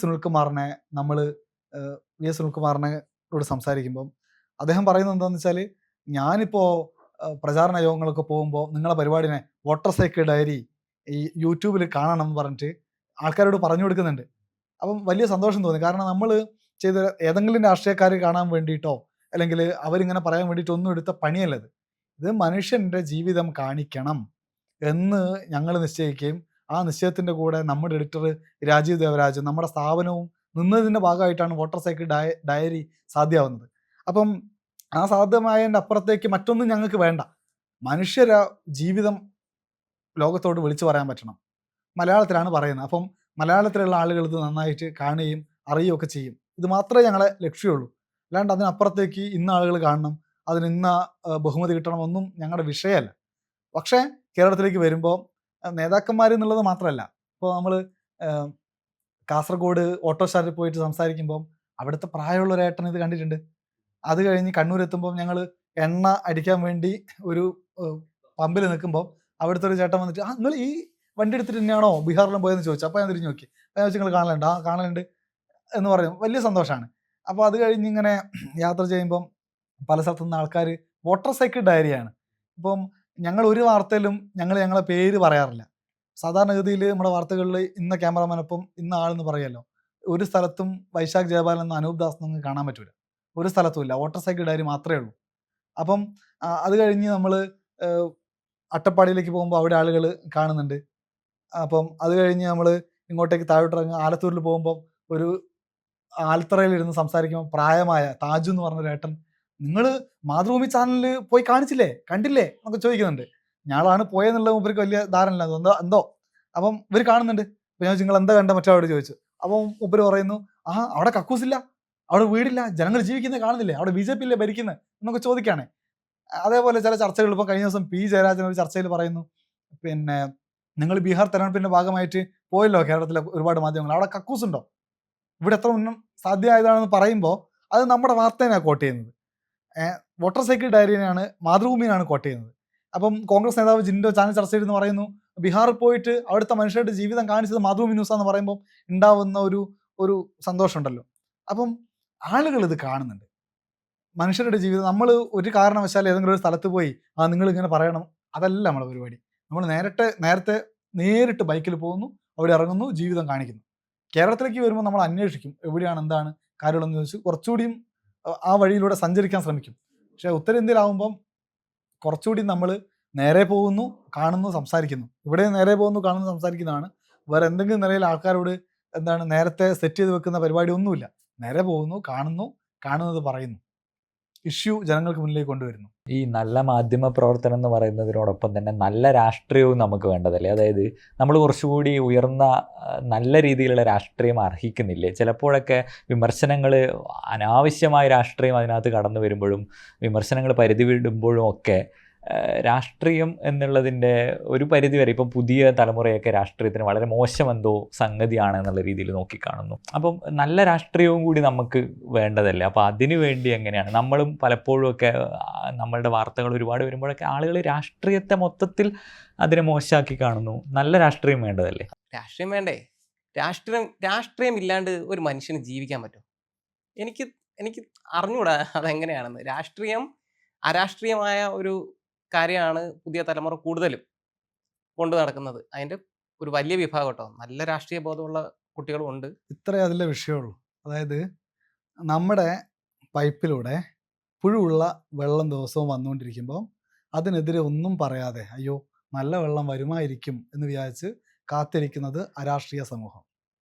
അങ്ങനെ ഒരു പുഴുവുള്ള വെള്ളമാണ് സർക്കാർ വീടുകളിലേക്ക് എത്തിക്കുന്നതെങ്കിൽ എന്താടാ ഇനി പരിപാടി ചെയ്യുന്നത് എന്ന് ചോദിക്കാൻ കഴിയുന്ന സമൂഹം രാഷ്ട്രീയമുള്ള സമൂഹം. അപ്പം ബെറ്റർ ആയിട്ടുള്ള ജീവിതത്തിന് ഏത് സമൂഹമാണ് വേണ്ടത്? രാഷ്ട്രീയ സമൂഹമാണ് നമുക്ക് സാധ്യമാവേണ്ടത്. ചോദ്യം ചോദിക്കാൻ പറ്റണം. അദാനിക്ക് 1 രൂപയ്ക്ക് ആയിരക്കണക്കിന് ഏക്കർ ഭൂമി പതിച്ച് ഒരു സർക്കാർ കൊടുക്കുമ്പോൾ ചോദ്യം ചോദിക്കാൻ പറ്റുന്നത് രാഷ്ട്രീയ സമൂഹം. എന്നാൽ അദാനി ചേട്ടനല്ലേ, ജോലി കൊടുക്കൂലേ എന്ന് കരുതിയിട്ട് ചോദിക്കാതിരിക്കുന്നത് അരാഷ്ട്രീയ സമൂഹം. അപ്പോൾ സ്വാഭാവികമായിട്ടും ചങ്ങാത്ത മുതലാളിത്തമാണ് ഇന്ത്യ ഉൾപ്പെടെയുള്ള ജനാധിപത്യ രാജ്യത്ത് മഹാഭൂരിപക്ഷം രാജ്യത്ത് നിലനിൽക്കുന്നത്. അപ്പോൾ ആ ചങ്ങാത്ത മുതലാളിത്തം ആഗ്രഹിക്കുന്നത് ഒരു ഭരണകൂടമൊക്കെ ഉണ്ടാവണം, പക്ഷെ അരാഷ്ട്രീയ സമൂഹം ഉണ്ടാവണം എന്നാണ്. കാര്യം ചോദ്യങ്ങൾ ഉണ്ടാവാൻ പാടില്ല, ചോദ്യം ചെയ്യപ്പെടാൻ പാടില്ല. അപ്പം ചോദ്യം ചെയ്യപ്പെടാൻ പാടില്ല എന്ന് ആഗ്രഹിക്കുന്ന ഭരണാധികാരികളും ആ ഭരണാധികാരിയോട് ചേർന്ന് നിൽക്കുന്ന മുതലാളിമാരും ആഗ്രഹിക്കുന്നത് അരാഷ്ട്രീയ സമൂഹത്തെയാണ്. അപ്പോൾ ആ അരാഷ്ട്രീയ സമൂഹത്തെ ഉണ്ടാക്കിയെടുക്കാൻ വേണ്ടിയുള്ള സജീവമായിട്ടുള്ള ശ്രമം ഈ മുതലാളിമാരുടെയും അങ്ങനെ ഭരിക്കുന്ന ആളുകളുടെയും ഭാഗത്തു നിന്നുണ്ടാകും. അതിനെ പൊളിച്ചെറിഞ്ഞ് അങ്ങനെയല്ല വേണ്ടത്, ചോദ്യങ്ങൾ ചോദിക്കണമെന്നും തുടർച്ചയായി ചോദ്യങ്ങൾ ഉണ്ടാവണമെന്നും അനീതി ചോദ്യം ചെയ്യപ്പെടണമെന്നും ആഗ്രഹിക്കുന്ന വലിയ വിഭാഗമുണ്ട്. നമ്മുടെ യൂത്തോ പുതിയ ആളുകളോ ഒന്നും സമ്പൂർണ്ണമായ അരാഷ്ട്രീയ സമൂഹമൊന്നുമല്ല. വെറുതെ ഒരു കോളേജിലേക്ക് കയറി ചെന്നിട്ട് ചോദിച്ചാൽ രാഷ്ട്രീയം പറയും. കോളേജുകളിൽ നിന്ന് ഒക്കെ ഇറങ്ങി കുറച്ചങ്ങ് ഒരു ജോലിയിലേക്കൊക്കെ എത്തുമ്പോഴാണ് കുറേ കൂടി സമരസപ്പെട്ട് അയ്യോ ജീവിതം മതി, കുടുംബം മാത്രം മതി എന്നൊക്കെയുള്ള ചിന്തയിലേക്ക് ആളുകൾ മാറിപ്പോകുന്നത്. അവിടെയാണ് പ്രശ്നം. അപ്പം എന്താണ്? രാഷ്ട്രീയം വേണം. നമ്മുടെ രാഷ്ട്രീയക്കാരൊക്കെ, ഞാൻ നേരത്തെ പറഞ്ഞില്ലേ, രാഷ്ട്രീയക്കാരൊക്കെ കുറെ കൂടി രാഷ്ട്രീയമുള്ള ആളുകൾ, ഒരു രാഷ്ട്രീയം എന്തെങ്കിലും ആയിക്കോട്ടെ, രാഷ്ട്രീയമുള്ള ആളുകൾ കുറച്ചുകൂടിയും ബെറ്ററാണ്. അതിൽ പക്ഷേ ചില കുഴപ്പങ്ങളുണ്ടാകും. ചിലർ മതത്തിന് വേണ്ടി മാത്രം വാദിക്കുന്ന ആളുകളുണ്ടാകും, ചില ആളുകൾ ഒരേ ജാതിക്ക് വേണ്ടി മാത്രം വാദിക്കുന്ന ആളുകളുണ്ടാവും, ചിലർ മറ്റു ചിലതിന് വേണ്ടി മാത്രം വാദിക്കുന്ന ആളുകളുണ്ടാവും, ചില മുതലാളിത്തത്തിന് വേണ്ടി മാത്രം വാദിക്കുന്ന ആളുകളുണ്ടാവും. ഇതിൽ ഇഷ്യൂ എന്താണ്? മനുഷ്യന് ജീവിക്കണം, ബെറ്റർ ആയിട്ടുള്ള ജീവിതം സാധ്യമാവണം. അപ്പോൾ 2 വിഷയമാണ്. ഒന്ന്, മനുഷ്യന് രാഷ്ട്രീയം വേണം. 2, ശരിയുടെ രാഷ്ട്രീയം വേണം, മനുഷ്യനെ പരിഗണിക്കുന്ന രാഷ്ട്രീയം വേണം. അപ്പോൾ അത് സാധ്യമാവണം. അപ്പോൾ ഒരു അപ്പൊളിറ്റിക്കൽ സമൂഹത്തിന് ഒരുപാട് കാലമൊന്നും ബെറ്റർ ആയിട്ടുള്ള ജീവിതം സാധ്യമാവില്ല.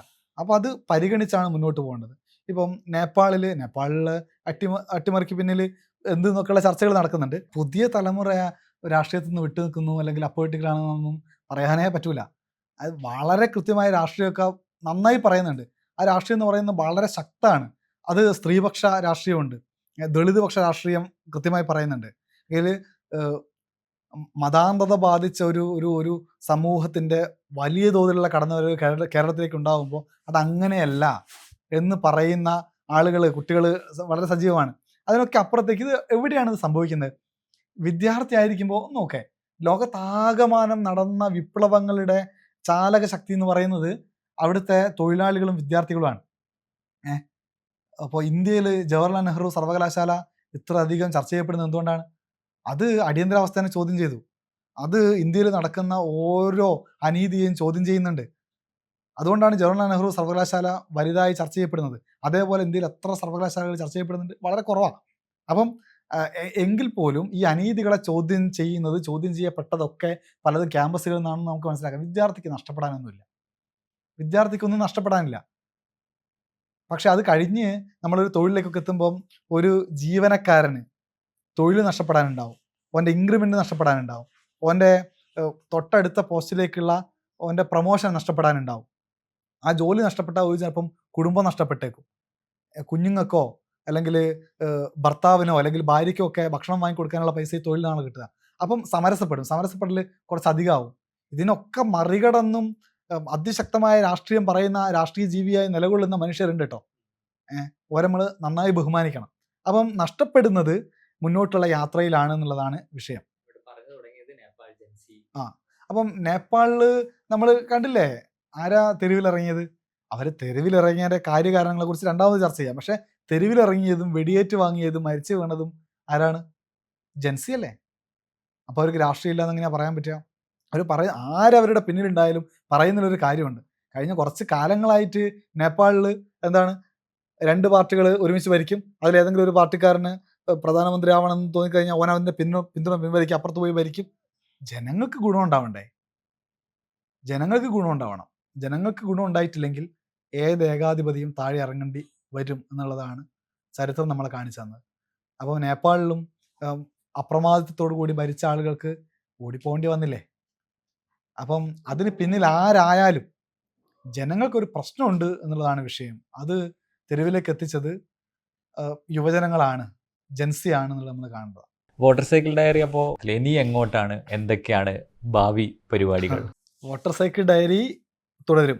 വോട്ടർ സൈക്കിൾ ഡയറി ജനങ്ങളുടെ പ്രശ്നങ്ങൾ, ജനങ്ങളുടെ ജീവിതം എങ്ങനെയാണ് എന്നത് അന്വേഷിച്ചിട്ട് യാത്ര തുടരും. വോട്ടർ സൈക്കിൾ ഡയറി തുടരും.